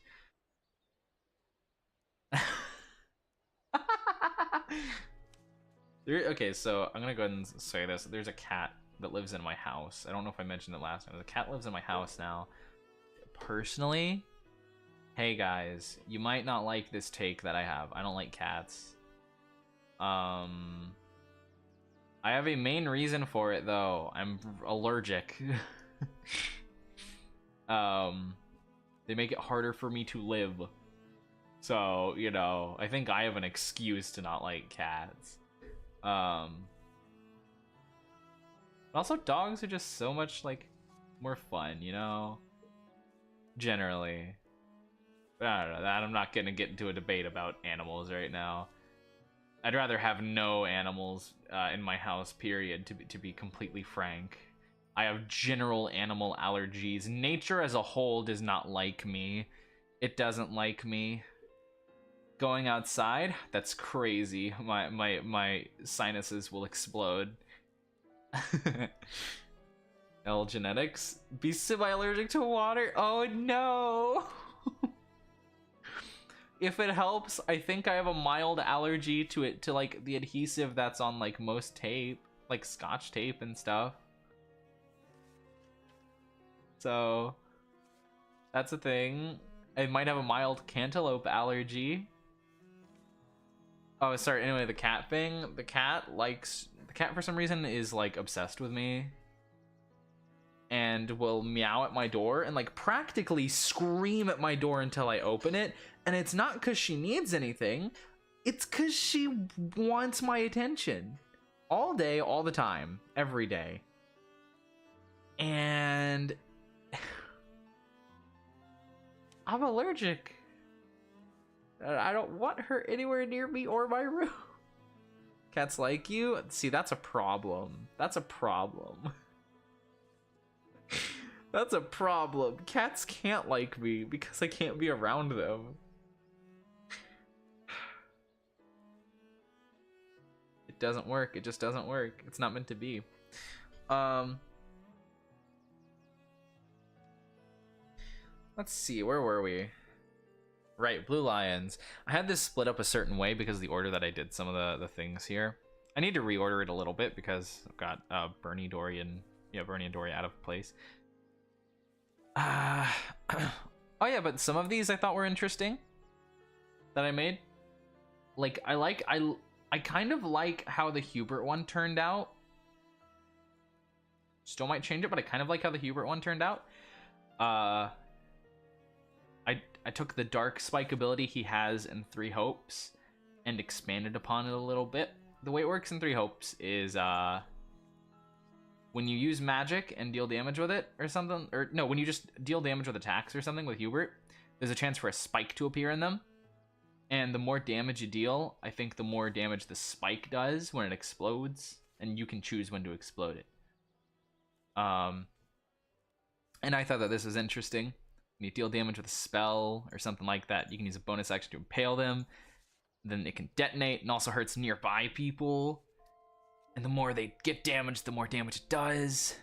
And yeah, and it essentially reduces their saving throws. It's really good. Yeah. I figured it would be good for Hubert. Yeah, with how he is. He's a debuffer. He gets to debuff them. He gets to also make them awful and know about their impending doom. I really liked Hubert's though. I like how this one turned out. If I did make also, but it can only be used once per short rest. Might change that to proficiency bonus times, just because that's like still limited, but you can use it more than once. But I like how it turned out. Dedue's I might change. Dedue's I have it so when he takes the dodge action, it just reduce damage of him and nearby allies. I'm probably gonna change it to just probably gonna change it a little bit. Maybe change it to giving temp HP, or I don't know. Dedue's is kind of a weird one. Dedue's I could have gone one of two routes, either the offensive or the defensive route. I opted for the defensive route just because I think of, well, partially because we also, at this point, it's like we have so many attacking and like offensive things that it's like giving one of the second in command something more defensive was nice. I think what I wanted to go for was each second in command would have something different. So like Hubert's got one that's more offensive and actively like harms enemies. Dedue's I want it to be more like defensive and help like protect allies. And then Hilda's was meant to be more just like support or utility. And so Dedue's is fine. It's one of the weaker ones, but the reason I associate it with the dodge action is because, you know, I would be using the humans from the index guide thing. When within 15 ally is immune to movement, AC debuffs to work with moving shields. That's not a bad idea. I'll take note of it.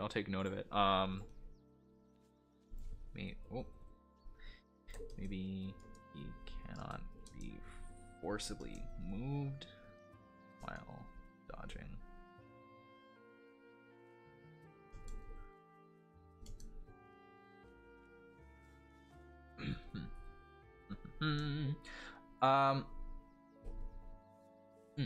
So versus the Cavalier class.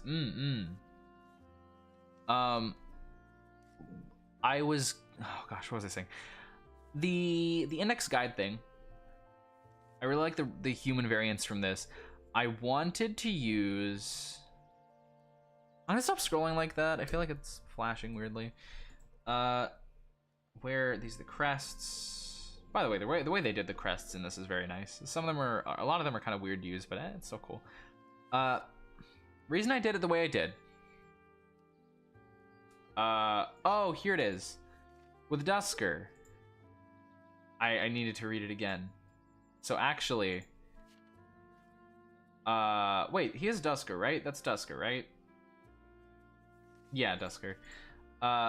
Resistance to cold and all that. And when you dodge, you cannot be, oh yeah, you cannot be moved by big creatures, and your AC is increased. So there kind of already was that immovable thing with like the race that he has, the race that he would have. I mean, yeah, that's already kind of there. Oh no, except by creatures that are huge or larger. Sorry. It's like large creatures couldn't move them, but like huge stuff. I think it's fair that like a huge thing could move them, but like anyway, it already kind of gives them some like good stuff there. Second idea, could use proficiency bonus per long rest to take damage for allies. That's an interesting one. I will note that one down as well. I kind of also like that.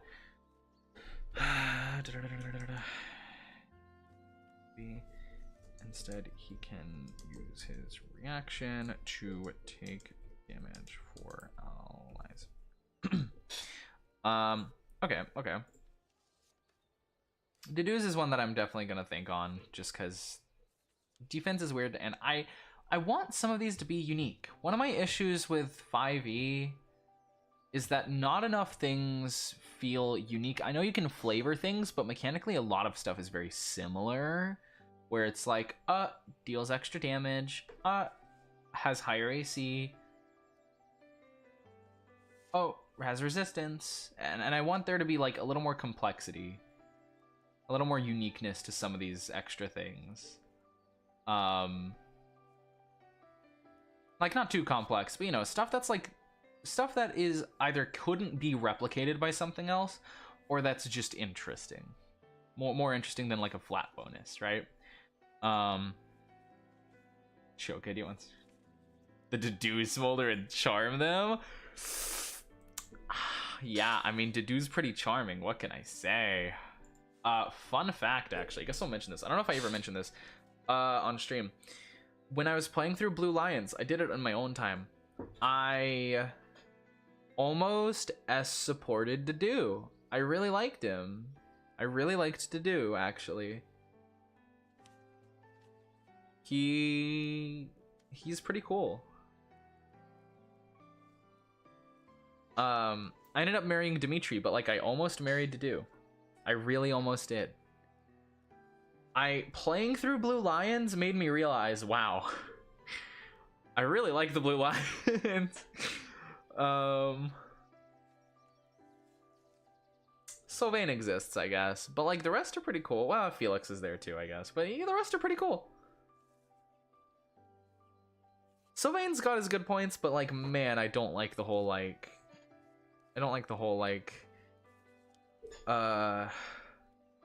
flirtatious thing. It just doesn't click with me. Sylvain. Lands Maddening Classic. Letting a wheel spinner choose classes. That's really cool. That's really fun. That's a really fun idea. I love stuff like that. Wow. Come on, chair, work with me. Here's a behind the scenes fun fact, by the way. I don't know if anyone else does this.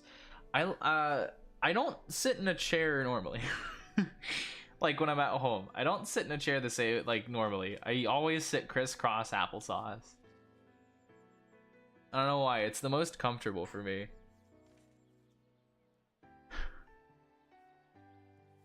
Though granted, sometimes after hours of doing that, it does kind of, I can cramp, but like it's fine. Or not cramp, but it can feel like rough trying to stretch.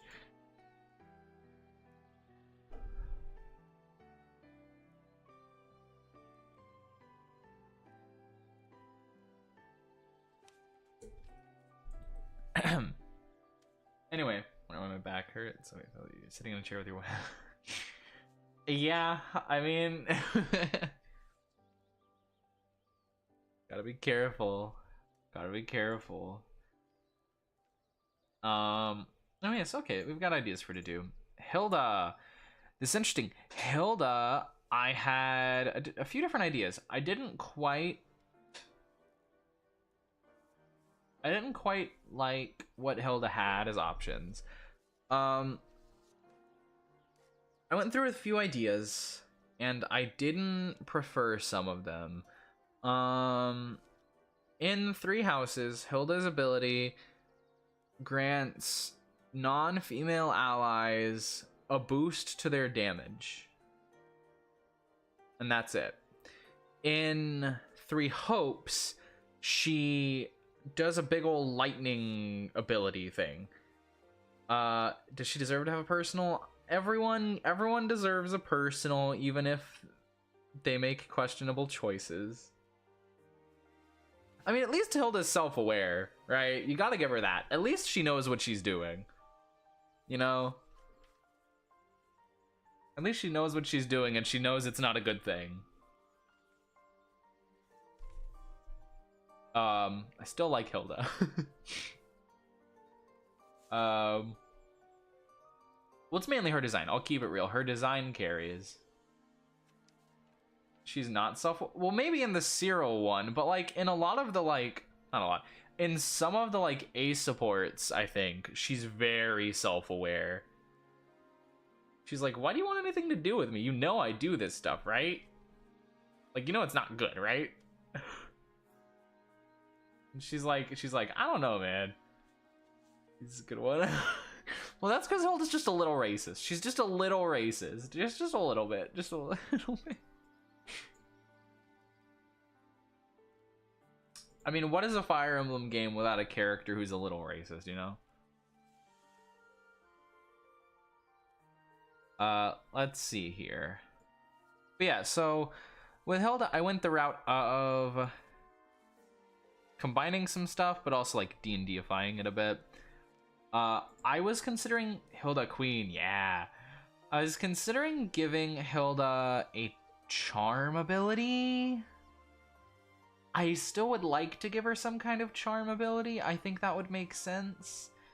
But I made this one where I made it attack focused, but I was considering changing it to be more like general. But currently, when an ally targets a creature with an attack within a range, Hilda can give them advantage, and if the ally is non-female, they deal additional damage equal to her charisma modifier, and then it lets Hilda regain health equal to the damage that they deal. So it kind of adds in that selfish part there. You know? Marianne can't benefit. I was thinking when making this, like, you know, maybe there will be specific instances where other characters benefit. Bonus dice when charming, persuading, or lying. Maybe. Maybe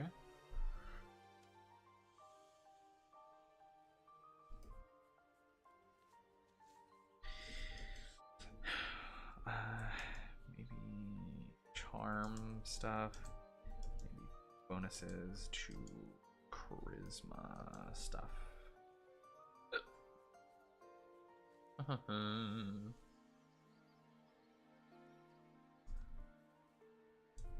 Lying.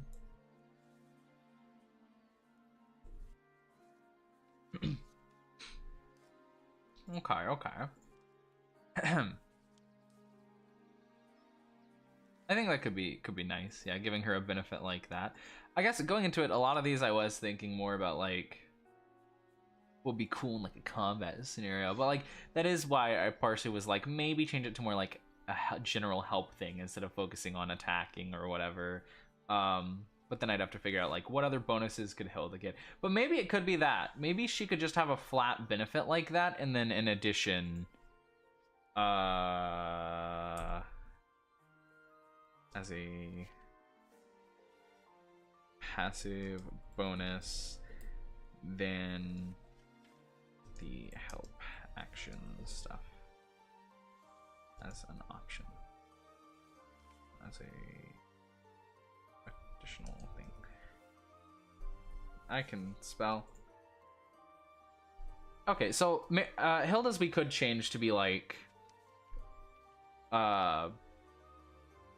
just she has a flat bonus to her charisma rolls. And then she can also give the help action like from a range or something. And if it's not a if it's not a girl, then there's some extra benefit, like they can add an additional, like, add her charisma modifier to it or something.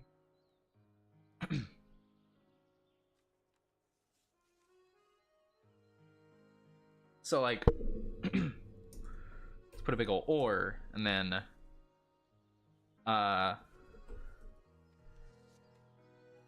you have, let's see.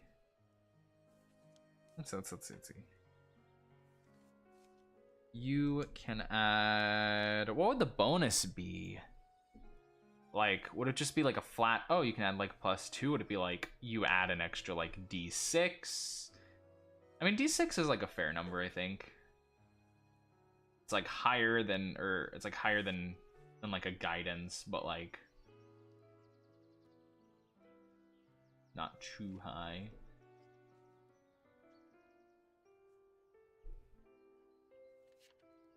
Say I'll put D6 as a placeholder. You can add 1d6 to all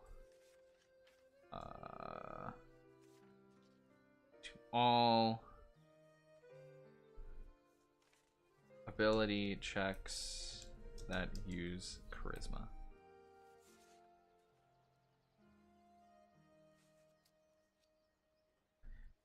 Additionally,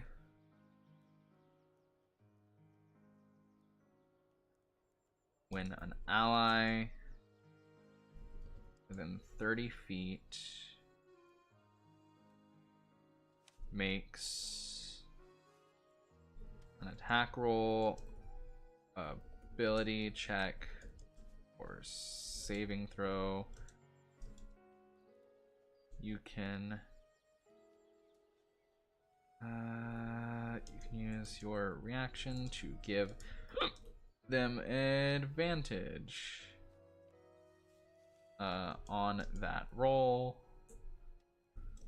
If the ally is non-female, they can add your charisma modifier to the result.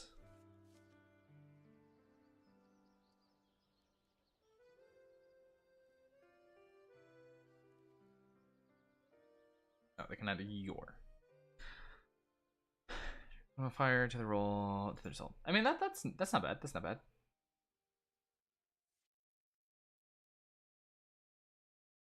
Because Hilda she's manipulative, but she's kind of, you know, she's kind of like,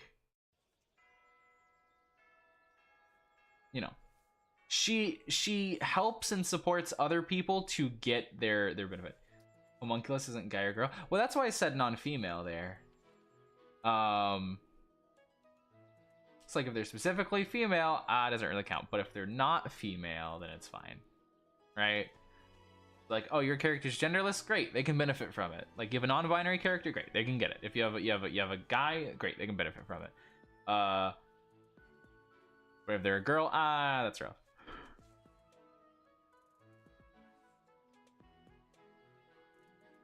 But that's also one of the issues with putting in like a gender thing is like, like it works in Fire Emblem, but for like D&D, it's like, ooh.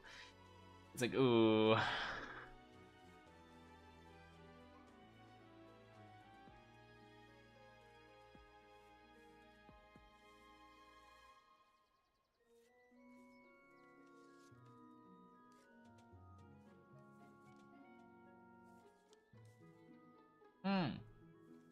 Gender locked classes? No. I don't believe in gender locked classes. I do not believe in those. I don't think those should exist. I think if a man wants to ride a Pegasus, let him ride a Pegasus. If a woman wants to wield dark magic, let her wield dark magic. Gosh. That's someone riding a Pegasus, was it? Yeah, it's weird. It's weird. Like, they used certain folklore and mythologies, but they're also conflicting mythologies and stuff, and it's like,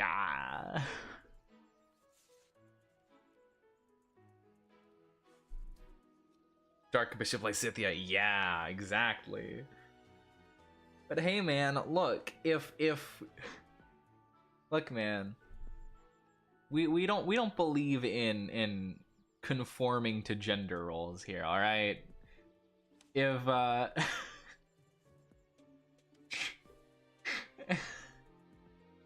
if Linhart wants to be a maid, all right, and Marianne wants to be a butler, you know, let them cook, you know. Gosh.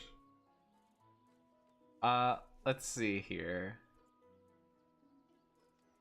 Okay. I kind of like this a little better than like restricting it to like doing attack stuff, and also the benefit to charisma stuff for her makes sense. I kind of like it. Mercedes was really basic and really easy. I don't think it needs to be anything really beyond this. Just live to serve. I mean, it's kind of simple, really. The old Prince's rounded. I'll say rounded up.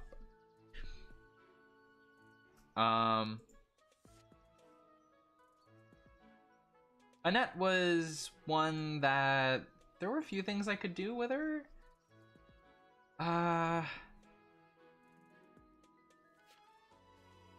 considering Annette's main thing in Three Houses is, I believe it's rally strength, right? Correct me if I'm wrong. I say as I'm searching it up. Ingrid is killed some random guy on a horse. Why is Ash crying? No.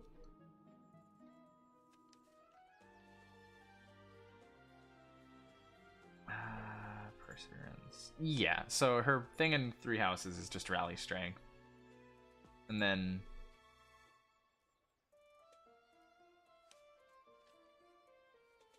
in Three Hopes she has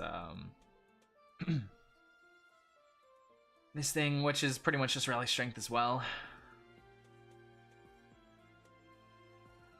So rally strength. Alternatively, I was thinking, here's the thing, Courageous Arya, sure, makes sense. Three Hopes and Three Houses, she's all about strengthening allies. But then one of her abilities is called Ray of Sunshine, and isn't that the cutest name for an ability, though? Isn't Ray of Sunshine the cutest name for an ability? It's like, what would something that called Ray of Sunshine do? And I was thinking, like, maybe it could help calm emotions or make people not frightened or not angry or something. Like, it's a bardic inspiration. I mean, yeah, similar, yeah. Similar to bardic inspiration for the Arya thing, yeah.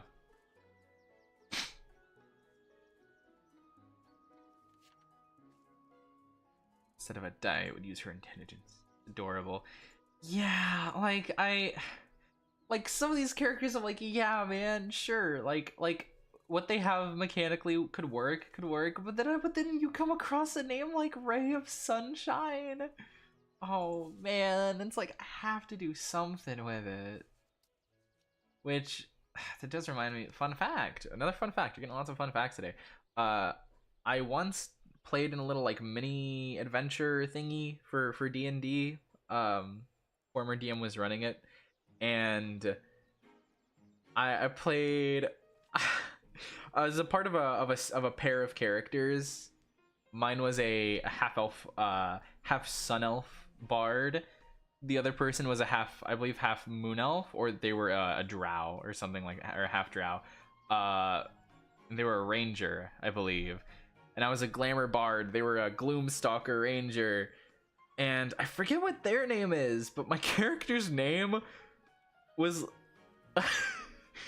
I took the phrase Little Ray of Sunshine, and I just I turned it into a fantasy character name. So I think her name was literally like Sunshine Little Rafe.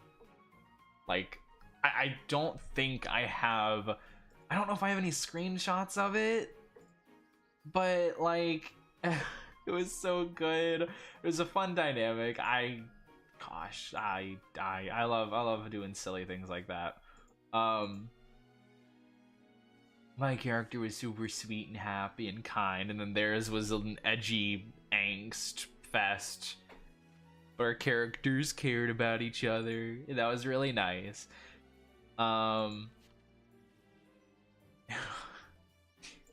Let's see here.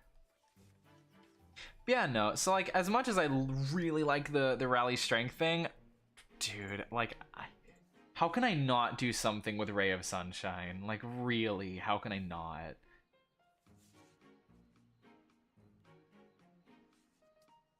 Adjust this a little bit.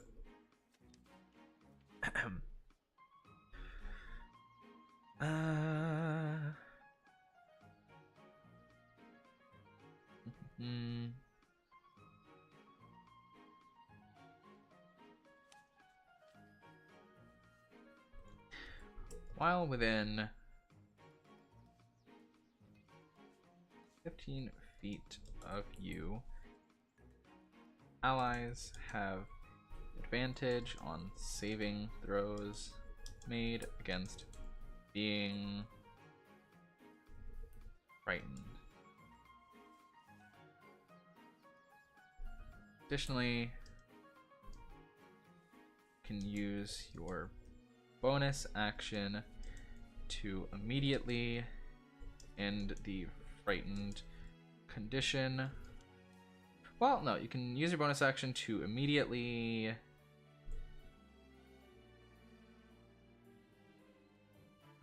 grant someone the effects of calm emotions. Of the calm emotions spell.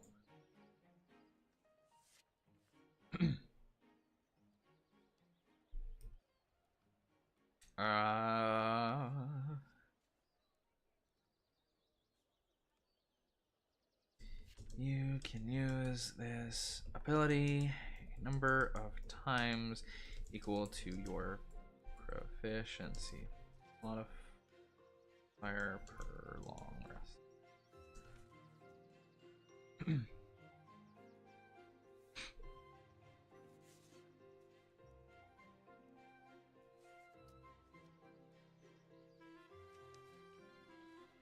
Immediately grants someone, might change this to a creature.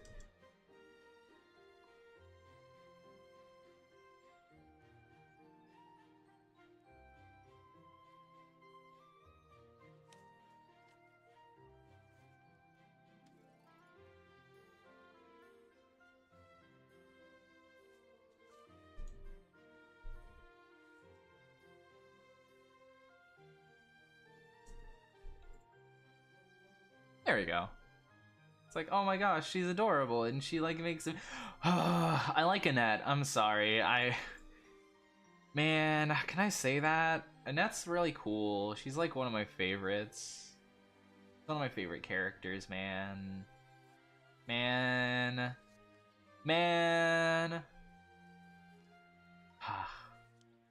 When I think of like the Three Houses characters that like in real life I would probably actually S support, Dorothea and Annette are like pretty much top of the list. Like, man.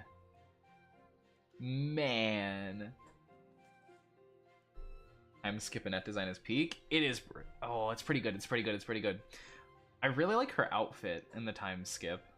I really like her outfit. I haven't S supported her yet. I need to do a playthrough where I do that. I've S supported. Fun fact, my first S support in Three Houses was Sothis. Because I guess I just didn't reach the rank that I could do it with anyone else. So I chose Sothis. I've S supported Sothis, Aloise, Dorothea, and Dimitri. Yeah, those are the ones I've S supported.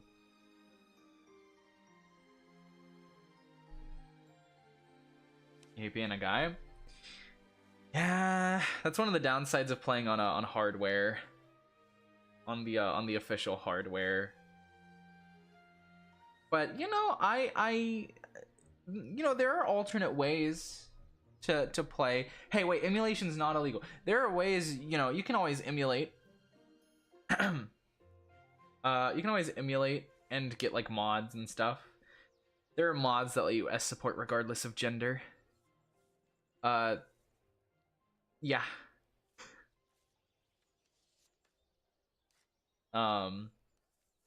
Mods are perfectly legal. Exactly. They're legal. You cannot be actioned upon for doing this in your own personal private time. You're still gonna do it? Yeah.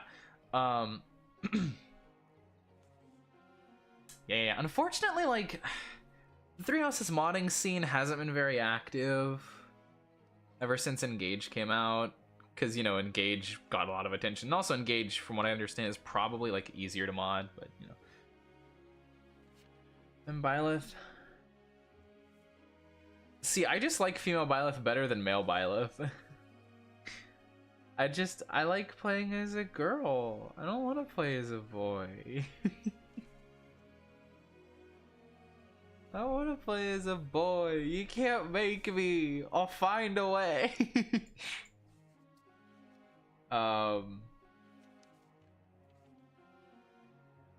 Goodness.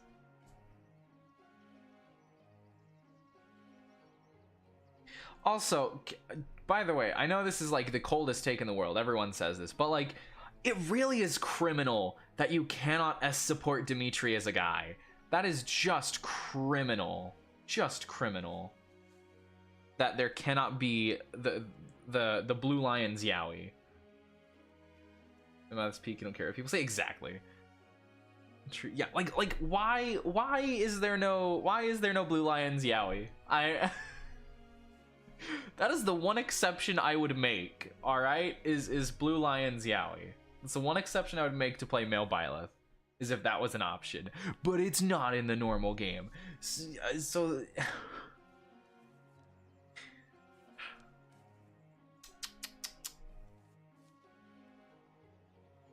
have a gay ending? Well, that's the thing, isn't it? Plenty of them have gay endings. Why can't male Byleth marry Dimitri? It's perfect.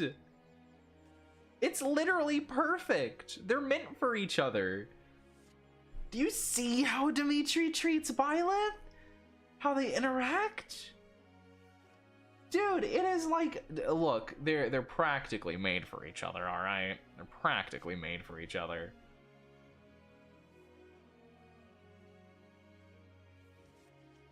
Yeah, Dimitri can marry exactly. Like, here's the thing though. I did hear one time someone presented this idea, and I kind of think it's a cool idea to think of. I don't know if the Three Houses people who made the game thought this far, but someone came up with the idea for anyone who has a same-sex paired ending that has romantic implications, but can't have a same-sex relationship with Byleth. They're just not attracted to Byleth when they're that gender. And you know what? That is fair. That is fair. That is 100% fair to view it that way. Don't think the developers thought of that, but that is fair when you think of it like that. However, that still wouldn't make sense for Dimitri. Still wouldn't make sense for Dimitri, but whatever. Gosh.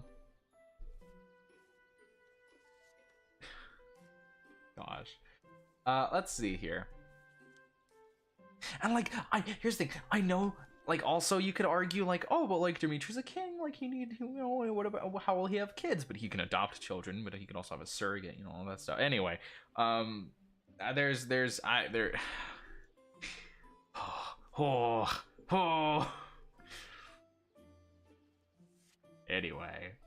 Anyway, before I go on an hour-long rant about that, hey, Lysithea! Wow. Democracy retires. Solo ending? Oh, there you go. Doesn't need kids? There you go. Look at this. Wow, Lysithea. So, Lysithea's I made about her crests.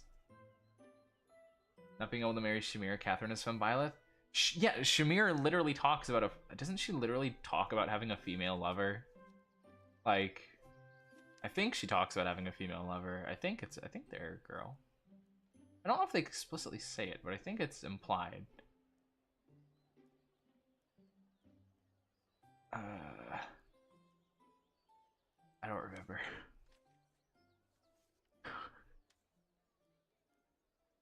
Anyway. Whole paralog and 3 hopes about it.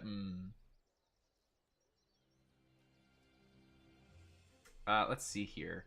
Oh, right. But, Lysithea's thing! Wow! I made hers based around her crest. Lysithea's whole thing is being really good at dark magic. Like, really good at it. So, I pretty much just took her 3 hopes thing and applied it. And just made it a little different, but still the same concept. But I made it based on when she triggers her crest. So, go into that right now. The way crests work, with the supplement that I would use, those crests The crests are a little funky. A good number of them are based on, like, you know, some of them are like you activate it yourself, whereas others are it triggers on a crit. Lysithea has 2 crests. For those that didn't know, she has a major crest of Gloucester and a minor crest of Karen.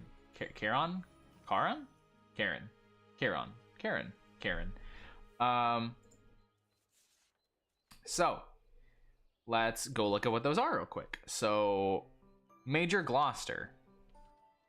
When you cast a spell that deals damage, you can add damage. You can add d6 to the damage roll for that turn. You get proficiency bonus times, long rest. She has the major one, so she can add a d10, and she gets an additional use of it. Karen. So she can activate that whenever. She has 3 uses of that at level 1. Meaning, hey, she could do 3 explosions if she wanted to.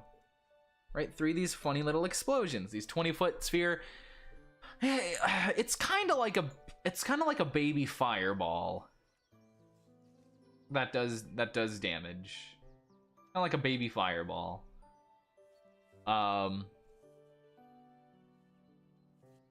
Yeah, it's kind of the idea. Oh, and then we can look at her the other crest. I already forgot what it's called. Karen. Where is Karen?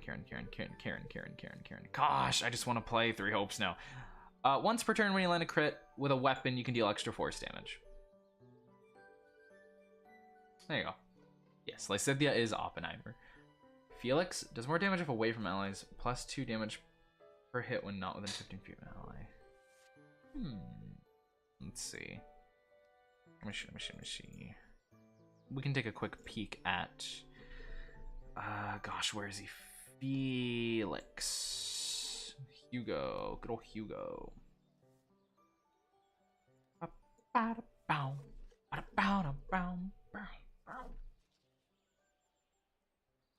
Alright, so Mr. Foldarius over here. 5 extra damage, no battalion assigned, when a battalion endurance is 0. Dodge in the middle of attack to increase speed by 1 tier for a period of time. Will reach maximum speed after 7 dodges. Okay. When no battalion is deployed, or if battalion endurance is depleted, slightly increase the damage. Okay, so it's the same thing. More damage if away from allies, plus 2 damage per hit when not within 50 feet of an ally. Plus an additional damage to maybe. I think definitely focusing on that is the way to go. I think that's a quick thing we could take note of. Where's the dang? No, wait. Where's the? There it is. Felix. Hold on. While no allies are within 15 feet of you, your attacks deal teenage angst. Oh my gosh. Oh wait, we also didn't put down the name for Manuela's. Gonna go back to Manuela real quick just for a second here.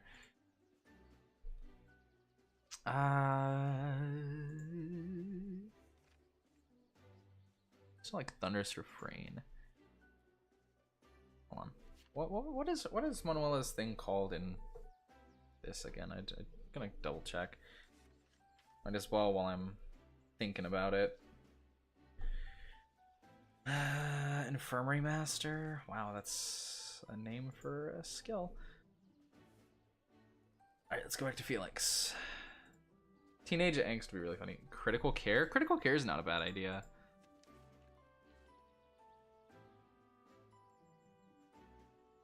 A lot of these I wanted to take like the names from the games, but I'm not against changing that. Gosh. I think for now we're gonna put Lone Wolf, but if we really feel like it, we can call it something else. Critical Care is not bad. I think definitely her other skills don't fit the name as much. Thunderous Refrain, Infirmary Master. I kind of like Critical Care. For the time being, we will put critical care there. I like it. Okay. Where are we? Well, within 15 feet of you, your attacks deal. Oops. Additional. +2 damage. Additional +2 damage. Look at me, I'm a game dev. Yeah, there you go. That is what D&D is essentially. It's just game development when you're making stuff for it. Being a DM is like being a game developer. This is true. This is a fact, I will say. Thank you, chair. My chair had to get in on that. Marianne's is another one that I kind of like, but don't mind changing. Oh wait, hold on. Wait, hold on. Additionally, you can communicate with beasts.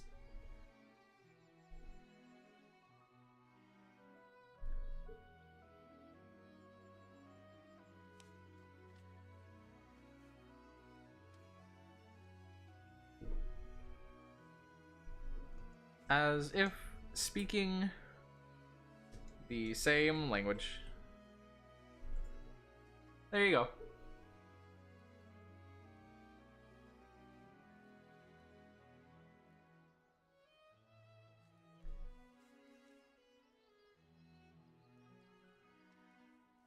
Manuela, where are you? Not Manuela, Marianne. Manuela. Manuela's on the brain. Marianne. Yeah, because Snow Slip is cool, but like, I like the animal part more. That makes a lot more sense than giving her random ice ability. Yes. Gameplay story integration.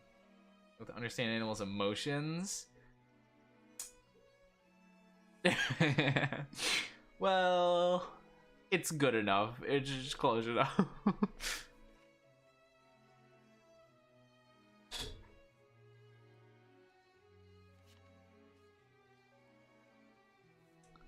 Where is she? There she is, the gal. Animal friend. So. I did want to look at what her crest does. Hey man, look, Raphael just wants to learn how to speak birdie, you know?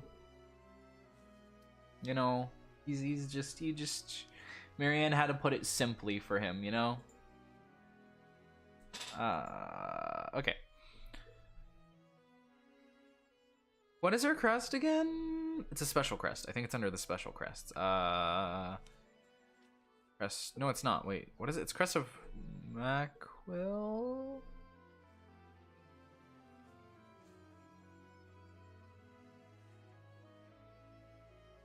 Where is the crest of? This is Crest of Macquill, right? Hold on.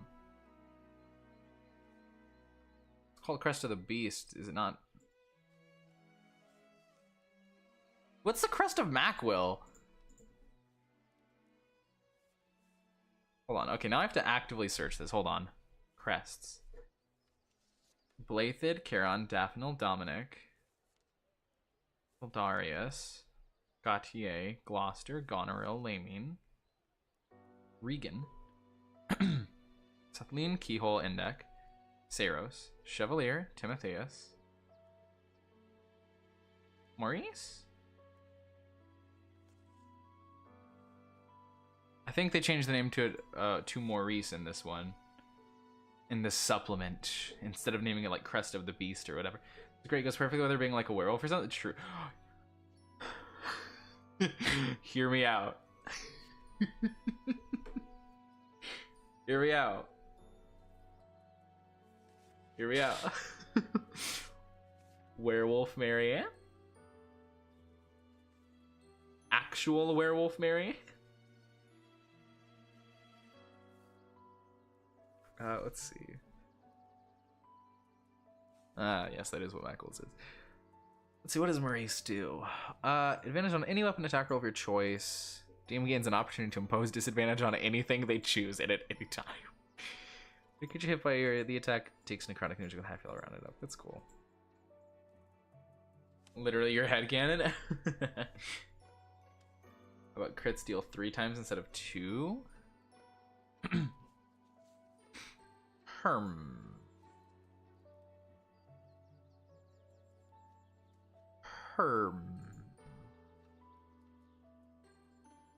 I see. Hum. Maybe.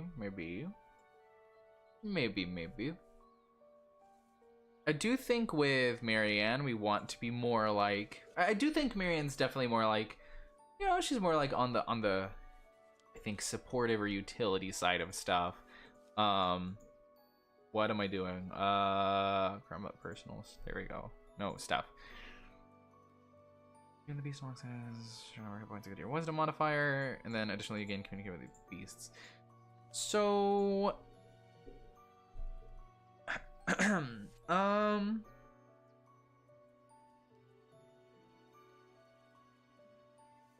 yeah, I mean, I could see this one being very strong because it's not really limited.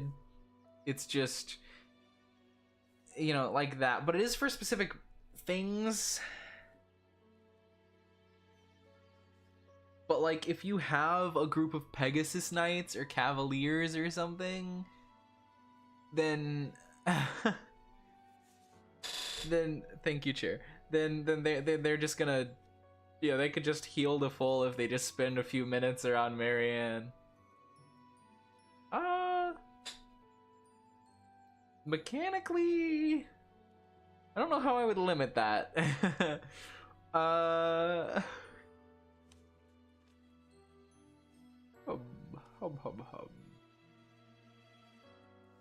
Oh, actually, I did want to check something. Oh gosh, I'd have to go to like D&D Beyond or something. I don't want to do that. Hold on. Okay, if I recall, because also just an FYI, would use like for classes would use like what is it called? Would use like the normal 5e classes for this. There would be, you know, some homebrew subclasses and stuff, but for the most part, you know, I already have ideas for what class everyone would be.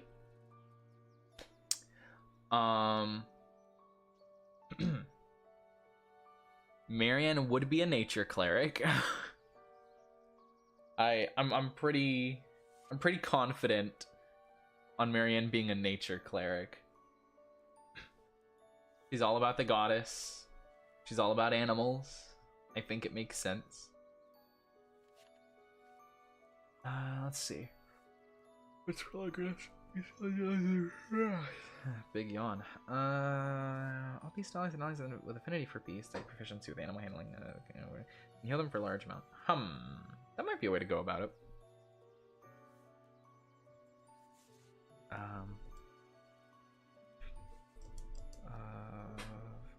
Passive heals.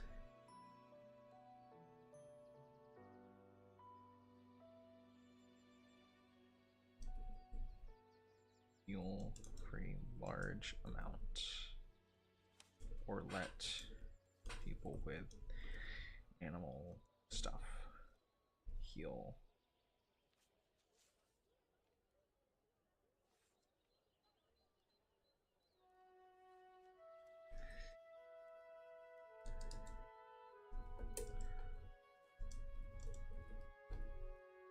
It's an interesting alternative. Balances out a bit more. Alright. Him. What is this random message?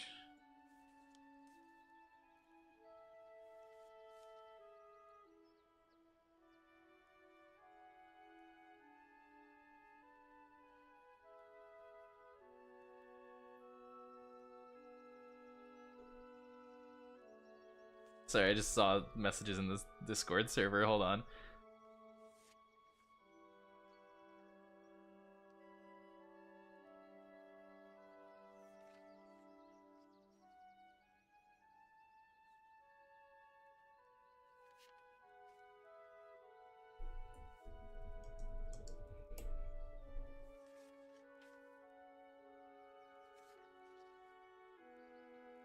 There we go. Let's see. I think that's interesting.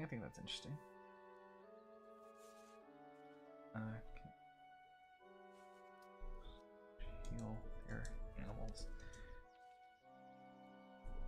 Yeah, sorry. Boy. How does animal friend work in houses? He recovers when adjacent to a cavalry. Right, because that heals her, but it makes sense to heal them. I don't know if it already does them. I actually don't remember how this works. Anyway. Oh gosh, what time is it? Okay, cool. I can still go for a bit longer. Alright. It's cool. Okay. So I've already kind of got Felix.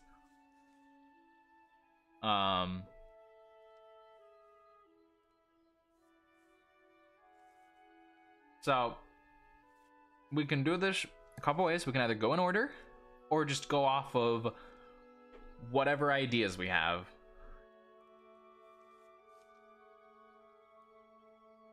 Plain and shrimple.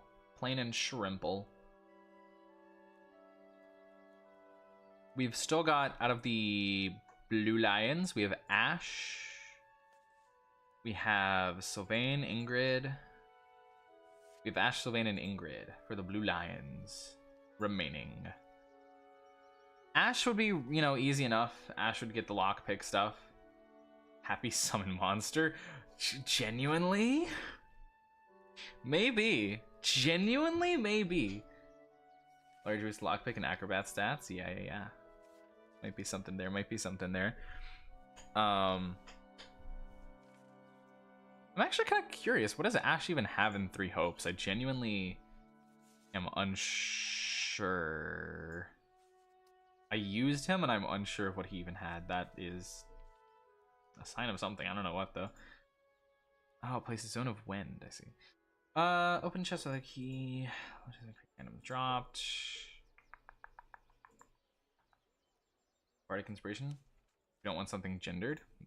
Maybe. Here for Ash, real quick, I'll just go ahead and note down. We're just gonna call it lockpick because that's that.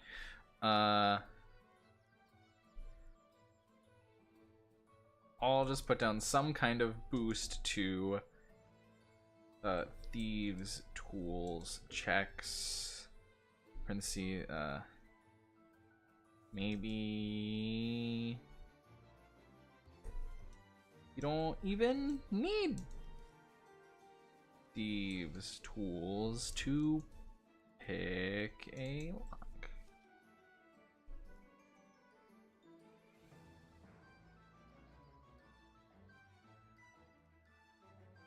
Yeah, you could just have lockpick. I mean, I think it's the way to go. I mean, a Zone of Wind is cool and all, but I feel like that doesn't really represent Ash very well. Yeah, as if he has these tools but does not need them. Advantage in checking, noticing, avoiding, and disarming traps. Ooh, maybe. Sorry, I'm like having to flip through screens. So it might be a bit late or a bit early to seeing. Not late or early. It might be a bit late to seeing certain things. Lock, comma, maybe a boost to detecting traps and stuff.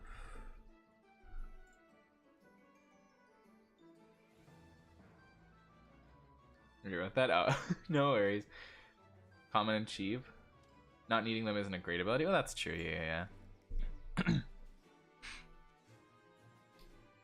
Thieves' tools are not necessarily hard to get. Don't need thieves tools. Get some kind of boost to using them.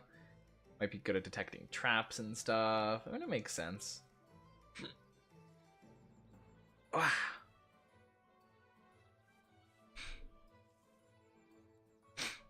Okay. That's Ash.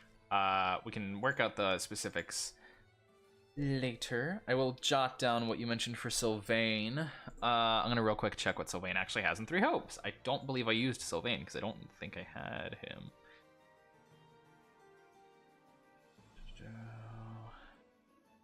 Right, he's only Azure Gleam. That's so interesting, isn't it?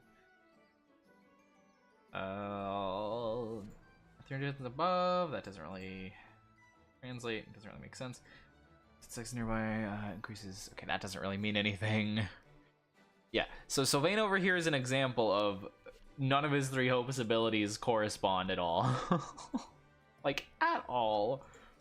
And then I'm trying to recall what his house's ability is exactly. Lander. That's certainly an ability.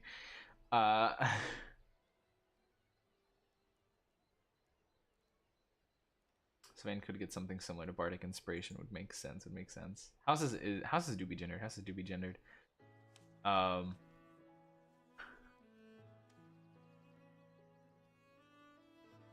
worry, guys.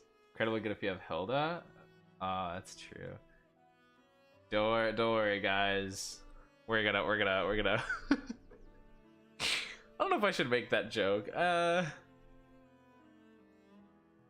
Don't worry. We're gonna make 3 houses woke. We're gonna make. I don't know. We're gonna make Ignatz non-binary. There you go.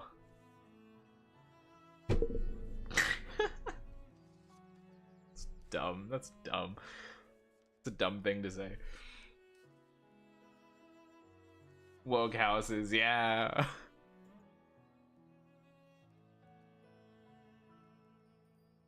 Goodness. Fire Emblem.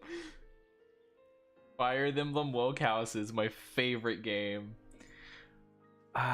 Okay. Gosh, also, like, can I just say, not crazy about the names for Sylvain's skills. None of them are really that good. Adept Flirt's probably the best out of them. Valiant Bloodline's actually not bad. Maybe. For now, I'll just not put down a name and I'll just say, maybe some kind of Bardic capitalization. Bardic inspiration esque thingy. Opposite sex in a game that has a they them is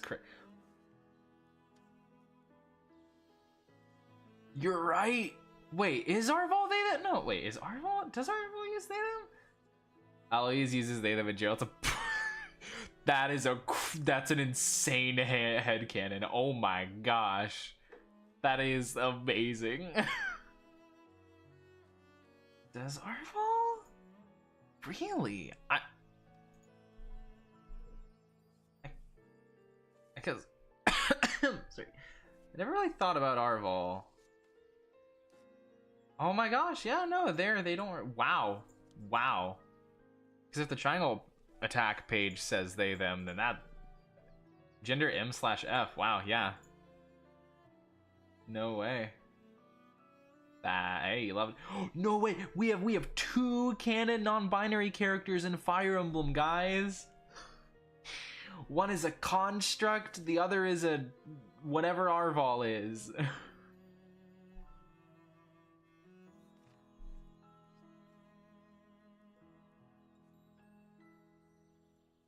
Amazing.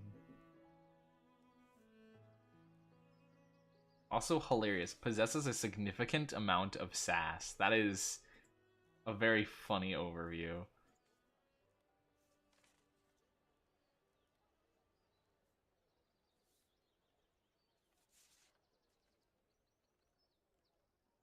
is this? It's so interesting. Never use this though. Starting class level 50. Okay, dude. Kaiza? Is Kaiza non-binary? That's the same class as Byleth game. I see. Hold on. 1 second. I'm gonna do some research here. Kaiza Fire Emblem.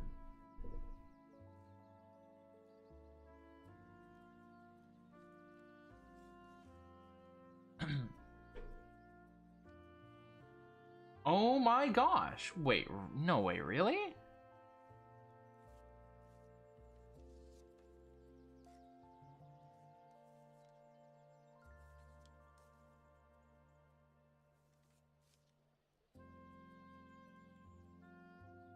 Women. Whoa. Whoa. Whoa. Look at that. It's the fandom wiki, so like grain of salt and all that, but if it says it in the trivia thing, then like... Oops, where is it?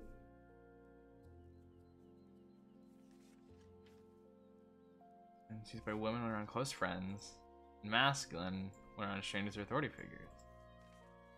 Alright, well then close. What?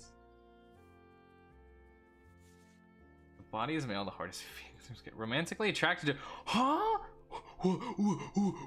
What?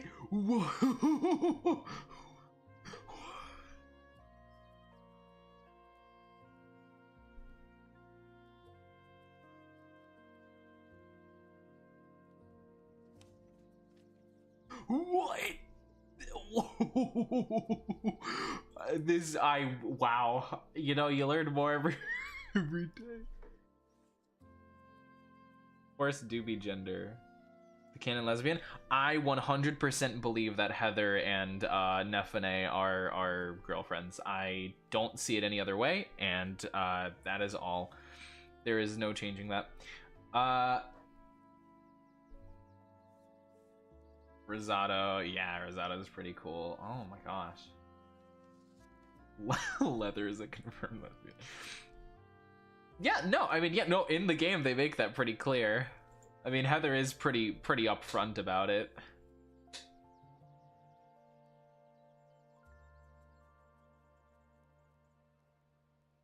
You're rated by more than you think. Yeah, more likely than you think. What? What?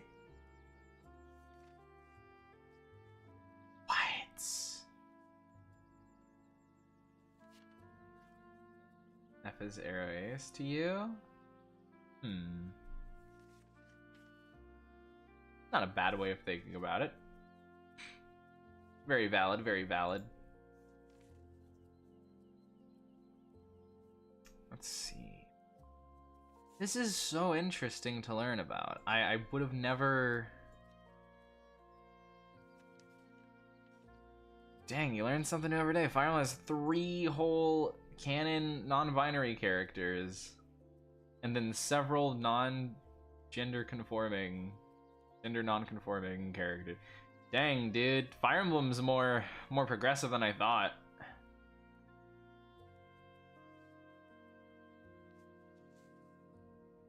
Dang, dude.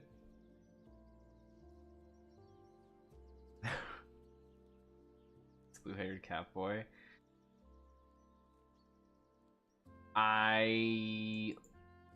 Fortune's Weave, let there be a 4th. Oh, dude, please.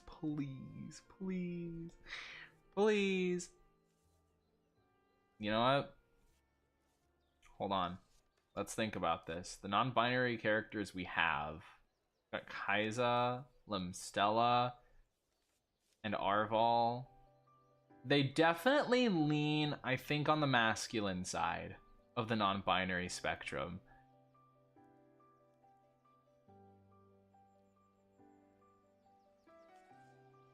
What if they made the one? Well, I don't know what her name. I don't know what their name is, but the like noble person, the feminine noble individual who I think is like a warrior person, or is that? I don't know. Didn't she have horns? What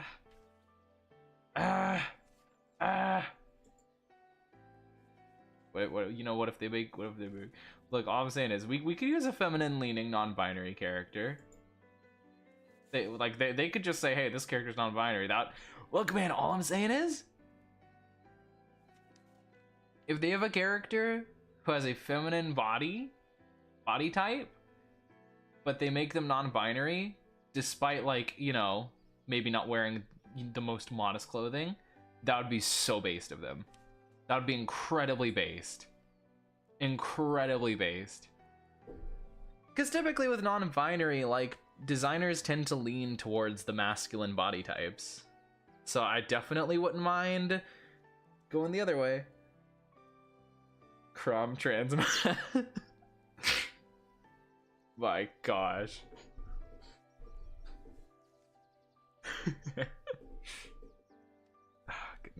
Goodness.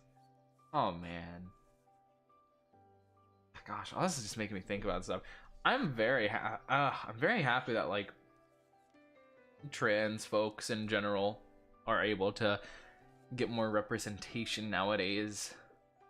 It felt like there was such a long time where it was like seen as very taboo or whatever, and I guess it kind of still is in certain parts of the world, but like you look in a lot of like shows and stuff and you see that stuff more commonly, and sometimes it's not even addressed. It's just a normal thing and no one treats them differently for it. The Owl House is good about it. If you've ever seen, if any of you have been watching Fiona and Cake, or have seen at least season 1 of Fiona and Cake, there's a character in it who's trans mask. They don't really tell you that. The only evidence you have is that they go by he him, and they have what appear to be top surgery scars. So I would recommend watching Fiona and Cake. If you enjoyed Adventure Time, you like it. I'm not gonna say you need to watch Adventure Time to enjoy it, but like if you've never seen Adventure Time, you're gonna be a little lost. I'll keep it real. But Fiona and Cake's pretty good. They're currently doing season 2. They're like 7 episodes into season 2, I believe. They've got a handful of episodes left.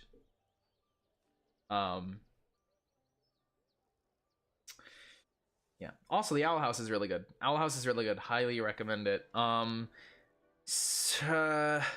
first few episodes, some of them were a little rough to watch, personally.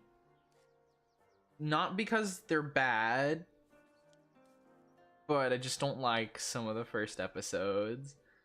But the Owl House is still good. It's still good. I would highly rate it.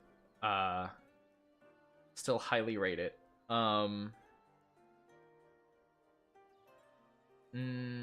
It is a shame what happened to it, though. Little lore, if you don't know this about the Owl House. They were supposed to have, like, I think a full season 3. But Disney said, hey, you're not doing that. So they had to rush the finale of the show into 3, like, 40 or so minute episodes. So, yeah, it was a little rushed, but, like, it was still fine. It just means we didn't get as much of the stuff that, you know, I would have wanted, but that's okay. Let's see. Yeah, no, Owl House is a good show, good show. Also has a fun magic system. They pulled a Korra. I wish we got more time to see certain things happen. I wish we got I wish we got more time to see certain things happen. Gravity Falls too, dude. Dude, it's all the good shows. All the good shows on these networks, you know. They always decide to speed run them instead of giving them the time they deserve.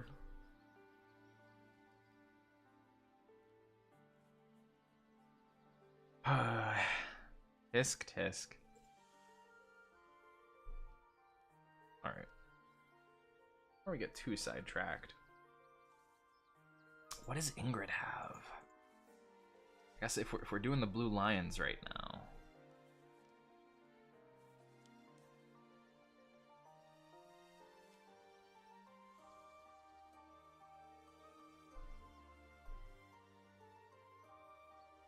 No, but also I guess you never think about this, or at least I didn't until like recently. Looking back on it, I had a lot of like, I watched a lot of progressive media growing up, or like interacted with a lot of progressive people and stuff growing up. Like, a lot of people talk about like LGBT stuff like it's a recent thing, but it's really not. It's really not. Like, I knew someone back in like middle school who was trans. And like one of my childhood YouTubers became trans at some point, and I just never thought about it. I just never thought that hard about it. I was just like, oh, that's cool. But then I look back and I'm like, oh yeah, that's right. All that stuff did happen. Top of that, there were like books and stuff to help. There's this one book series, if you know Percy Jackson, it's made by the same person. It's called Magnus Chase. And there's a character in it named Alex. And they're gender fluid. And they had a big influence on me. They had a big influence on me. I'll say that much. That was like my first exposure to a gender fluid character, and I was like, oh my gosh, that's really cool. No, there's so much stuff. There's so much stuff. Oh my gosh.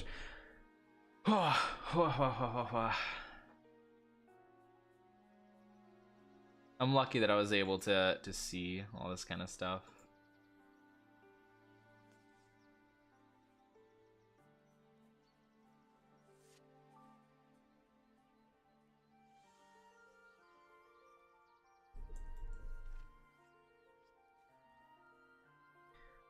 Very happy I could see all this stuff. Anyway, Ingrid is a character that we're looking at.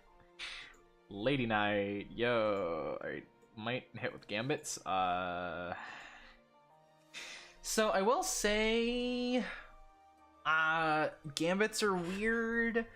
I might include a gambit system for this. I might make one. Make like gambit mechanics. I'm just not sure how it would work.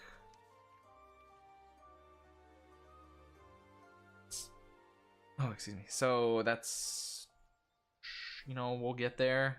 That means I might have to do some revisions later on of certain things, but like, we'll get there eventually. Regardless, whatever. Also, hey, I might get some disagreement on this, but it's a bad image of Ingrid. Hold on. Ingrid.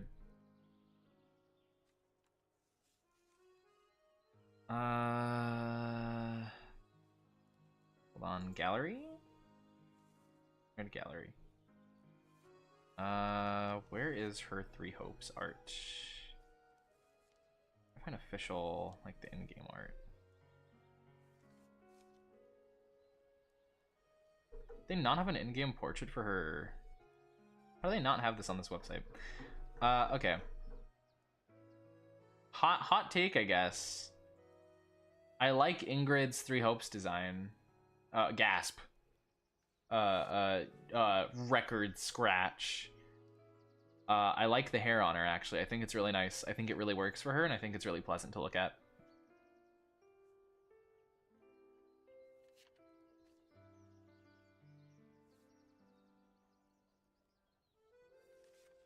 I think objectively, Ingrid is really pretty with all of her hairstyles.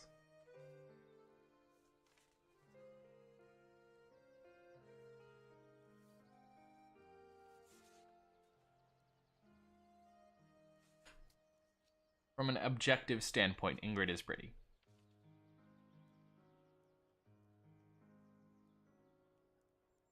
Fluffy sweater beneath the armor? Yeah. She's got a lot of stuff about her design that I like. I think Three Hopes really cooked with some of the stuff.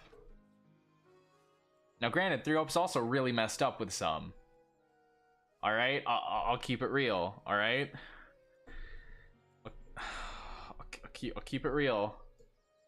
I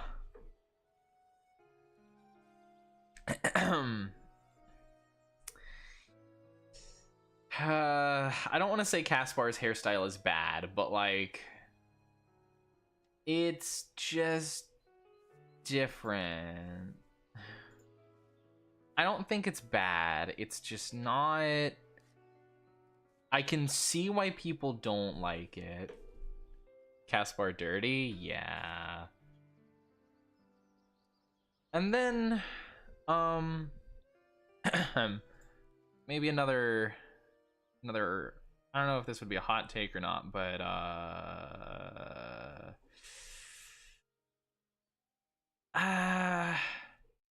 gosh, I like the scarf that Sylvain gets. No Persona. Why are you playing Persona? I had it on loop. Get out of here.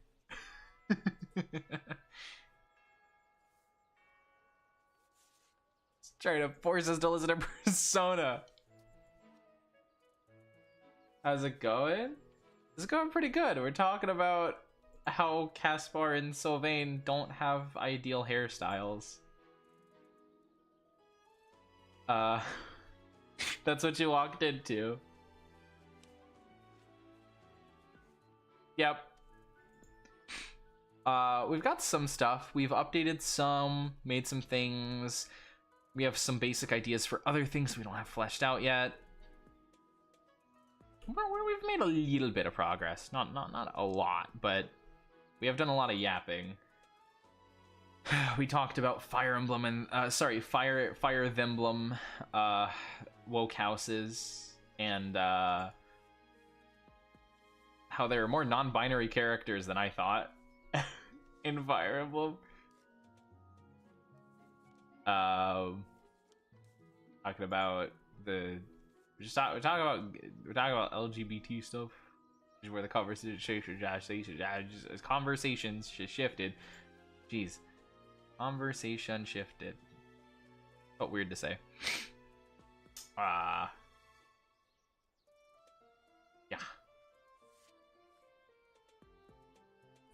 Also, by the way, I've been playing Uma Musume a little bit, a tiny itty bitty bit. I like Uma Musume. I like the horse girls.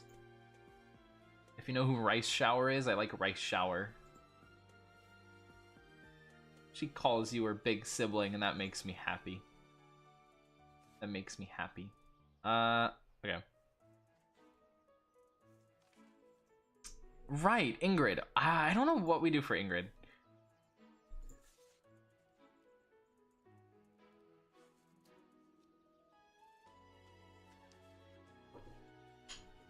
Like, I really don't know what to do for Ingrid. I don't super care for any of her stuff here.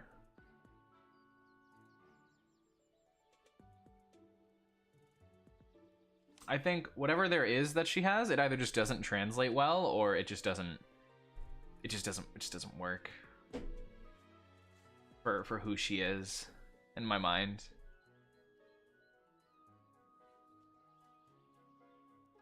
Like, maybe her thing could be like win near allies or something.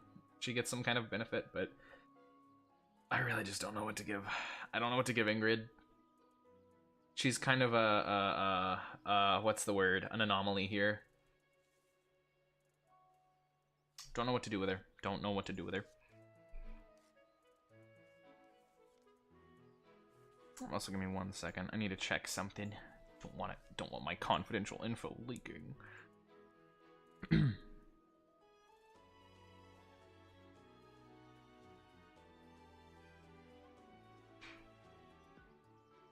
Oh, also I've been playing a lot of Peak. If you know what the game Peak is, I've been playing that. It's very fun. I have over 50 hours in it. Uh, um,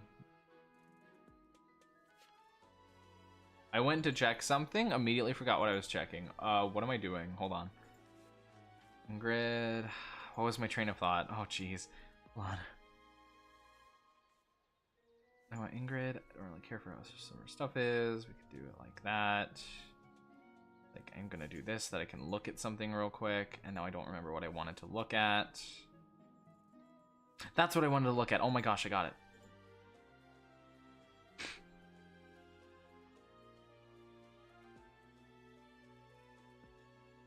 Ah, jeez, my neck. My neck.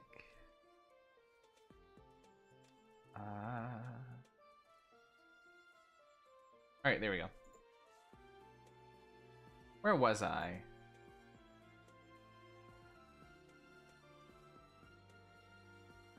Pop. Checked what I had to.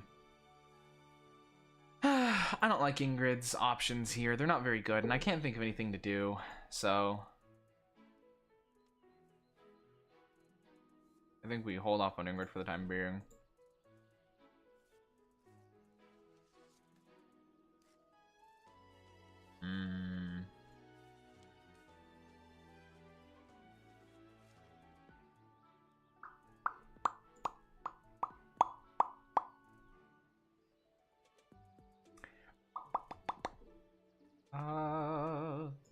No, Ingrid. Sorry. Sorry. What do we want to go for next? I'm trying to think. Who has easier abilities? Probably the golden deer, I would say. Ooh, easier is a word for it. Hold on.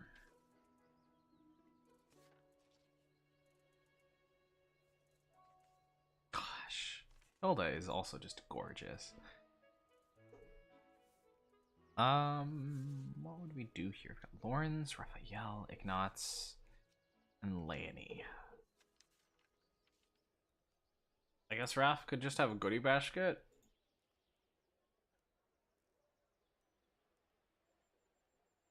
And that makes sense.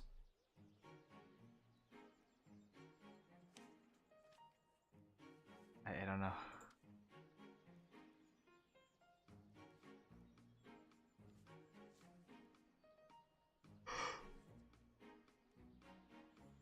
Big yawn from me.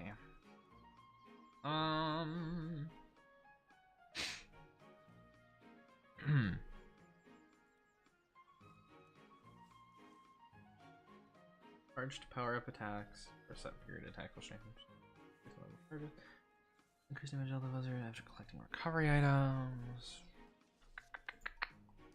Chance to recover HP each turn. Wow, I'm not crazy about Raph stuff either.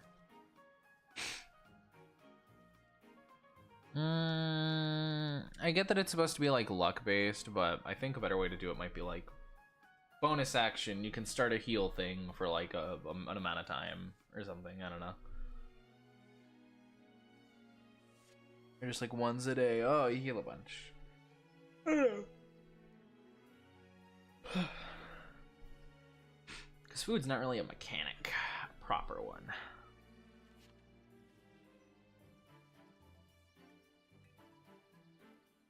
Raph might be a tough cookie to bite into there. What's Lauren's like? Lauren's can't be that bad, right?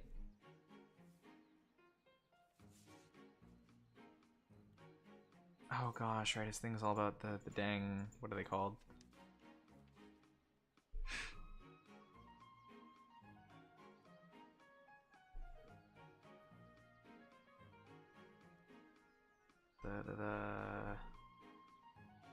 Yeah, battalion stuff.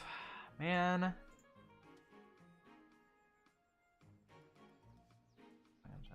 You just hold. Drawn foes a short distance away.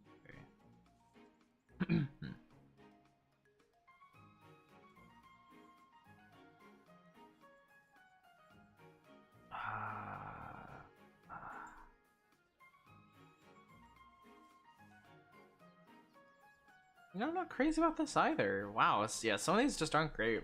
Lawrence and Ingrid are gonna be particularly tough, I think. Okay. Wow, I've already been streaming for over 3 hours. That's kind of crazy.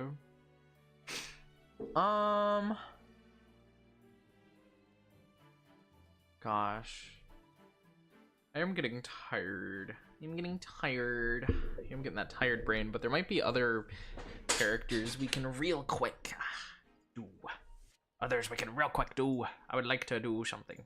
Something more. At least 1 or 2 more. Not Lawrence. Who would be fun to work on? Ignatz would be, but I don't know if I have the brain for the mechanics for Ignatz right now. I know what I want to do, but I don't think I have the brain to like write it all down.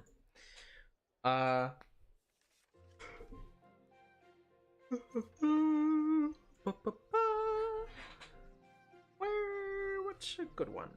Oh, I like Monica. I like Monica, by the way. I like Monica. My nose almost sniffly now. Oh man! If I play 3 Hopes and I don't do the Edelgard route, that means I don't get Monica.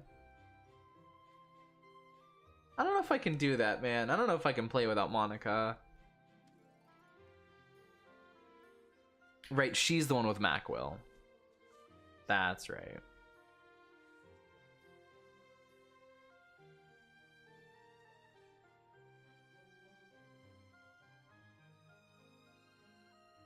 Okay. I know she has fun stuff, though. I think Wicked Impulse is cool. Monica turns your game into a rhythm game. It's like, what's the one game called? High... something... What's that one game called? I never beat it because I think it got removed from Game Pass. Hold on, wait. High over something? High shift?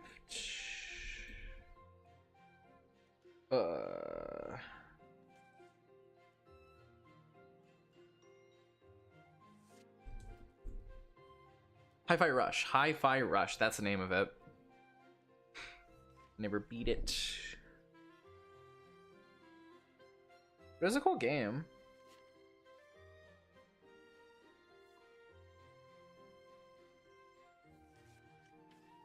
Anyway, Monica would be a cool one to try to figure out. Because all you really have to work with is this. I don't think, yeah, that's kind of it. Oh, Monica, what? Oh gosh, sorry. I'm like slouching in my chair a bunch, so I'm like gonna move my thing a bit so that it's like capturing me better. Upgrade from view with an element corresponding to the attack. It's damage, develops enemy's fatal status effect. Run to guard. Blah blah blah blah blah. Man, Monica's another one that could be interesting. I just don't know if I have it in me to make that right now. I will write down, because I think there's something there. What's it called? Something with doing different damage types.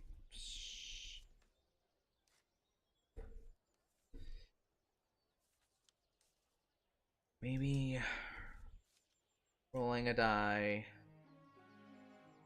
or getting to choose or something. Like, yeah, that's what I got from Monica. Man, I like Monica's design also. I think they really cooked with Monica. I think they did a really good job.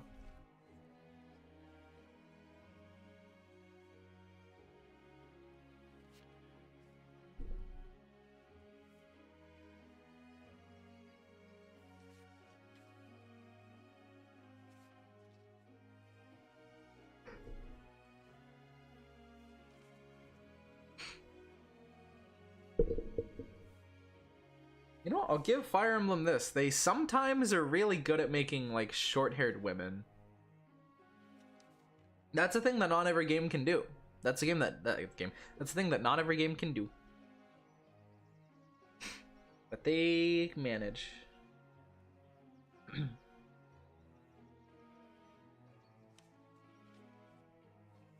They make do. They make do.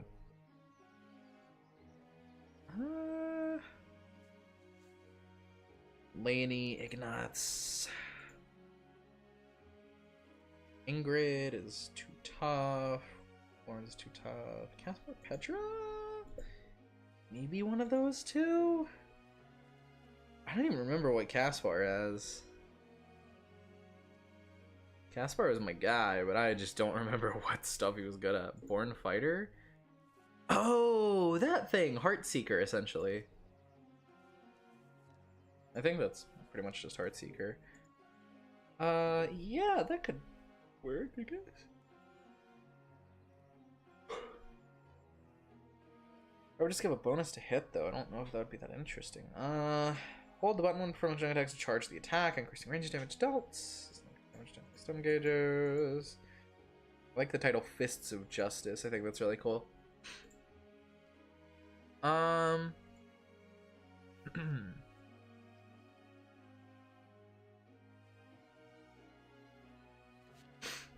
You know, I don't know. I can't quite think of anything else for the rest. Let's look at Petra. Also, I guess I'll give this a little fun fact. I know it's like not called an S support in Three Hopes. My quote unquote S support in Three Hopes, Three Hopes, and Three Hopes is was Petra. I went for Petra because I think Petra makes a really good pair with Shez. I think Petra and Shez are a good couple. I think they're nice together. I think they work. Also, I really liked Petra's little letter at the end. Little thing that she's, hold on, let me, I guess spoilers if you don't want to see female Shez maxing out support with Petra in Three Hopes. So I guess spoiler for that.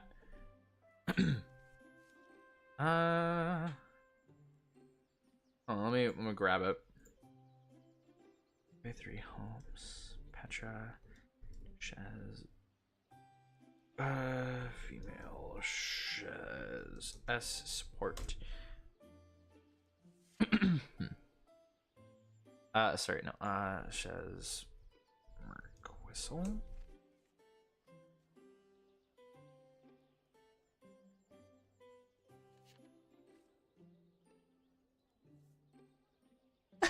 I searched this up and the first result is a Reddit post saying that Petra is subtle as a brick to the face.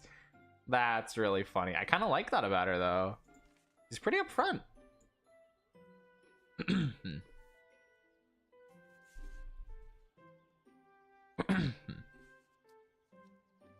I'm also very way through to that.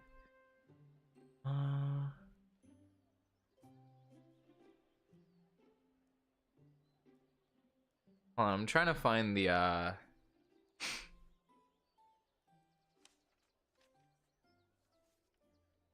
Is this female Petra?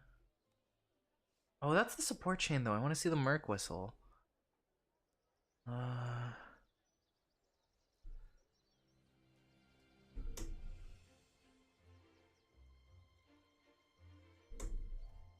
Why is it so hard to find the thing for it? Also, I cover my eyes sometimes. It looks like I have one eye closed. It's silly.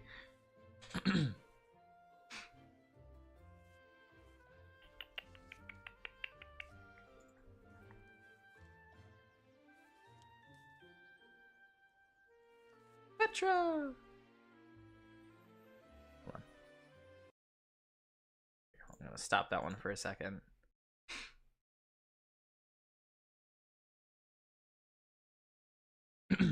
So We're gonna listen to this one real quick. Ignore Dorothea there. We're gonna listen to Petra's real quick, cause yes.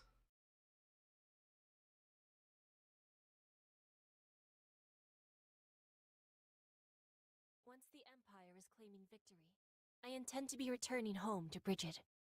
I was hoping you would accompany me. Have you given this any more thinking? You are a fierce warrior, a reliable friend, and a dear companion most of all. I am wishing for us to be together until the end. I hope you have understanding of this. Like, come on. That is... If that's not Petra saying that... Look, if that's not Petra, like, hitting on Shez, I don't know what that is, alright? If that's not her saying, like, hey, dude, you should come home with me and be my girlfriend. That's not what that is. I don't know what it is, okay?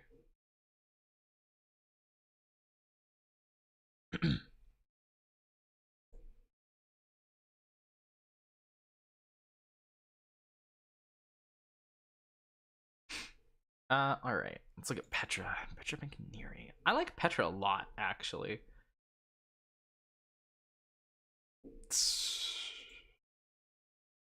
I just swallowed, and that was like the loudest gulp I've ever done. Okay. Ahem. Anyway, I'm pretty big on Petra. I think she's cool. I like her. Dodges inflict minor wind damage. That's right. That's right. That's what that is. Does this show the other levels? I don't think it does. Anyway. What is Petra's thing in Three Houses? What does she actually have? Also she has like no magic, which is unfortunate. Crit plus 21 foes less than half. So equal to half. That's interesting. We could go the crit route if we really wanted to. Or Windstorm. I like Windstorm.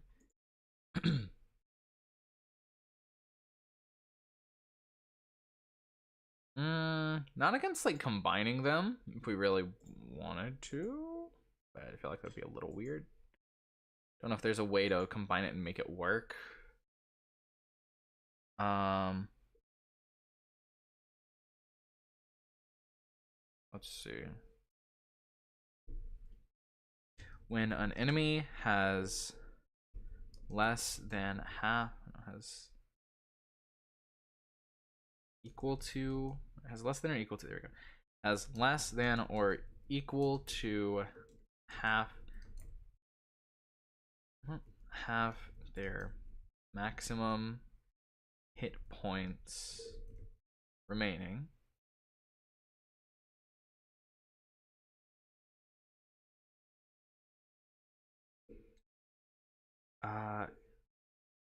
You crit that. No, wait, hold on. You can score a critical hit against them on a 19, 20. Hold on.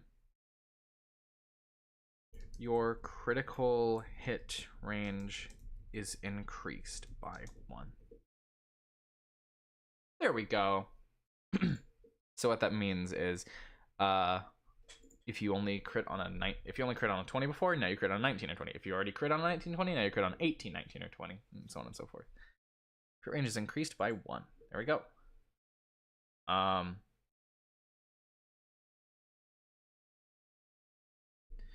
Against them. Critical range against them. There we go.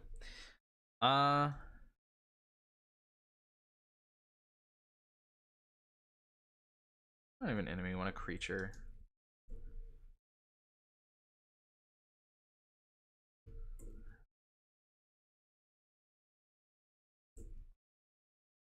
One, additionally, We could also say they like do some extra stuff when they crit. That's not bad when she crits. Maybe like, oh, you do a little bit of like you do extra slashing damage when you crit, or like we could be silly and say, well, no, that's right. It's very dependent on like crits, isn't it? I feel like it's way too niche, but I don't know. We could say like,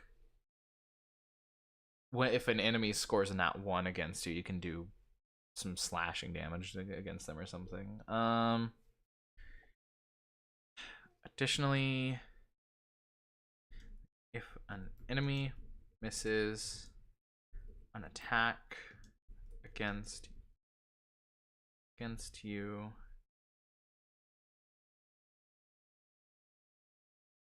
within your within your reach, you can deal an amount of slashing damage. Let's say magical amount of magical slashing damage to them equal to your dexterity modifier.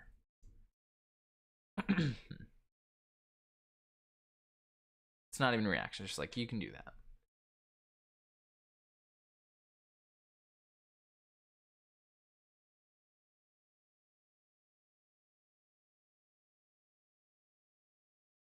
I think that's cool.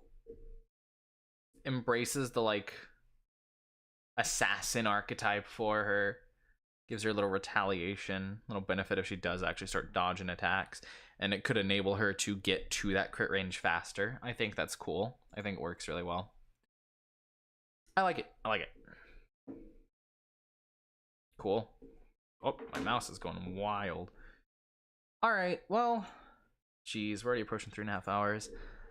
Yeah, around 3 hours is my limit. I think for 3.5 is my limit for today, just because I need to try and get sleep. I have work tomorrow. Normally I wouldn't. Normally I'd have work on Tuesday, not Monday, but that is not the case. That is not the case this time. I have to fill in for someone else's shift. So,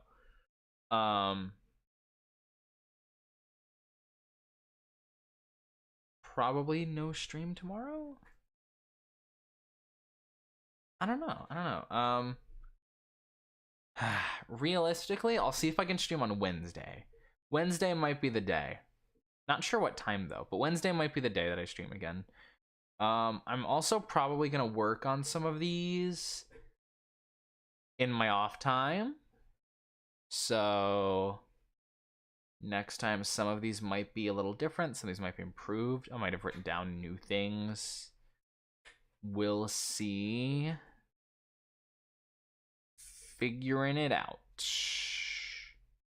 Might also work on Gambit stuff in the meantime. But yeah, so I guess for the time being, that is it for today.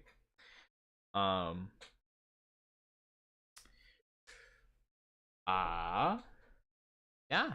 And there's not really much else to say. Thank you to everyone who tuned in. Really appreciate it. Once again, if you're watching, you do not have to do this, but there's a GoFundMe in the description to help my friend cover her medical costs. It would be very helpful.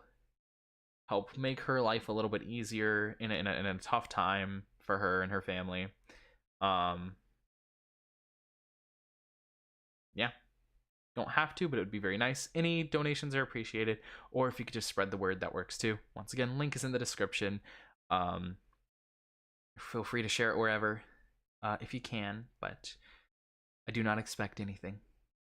But yeah, so hope you'll have a good one.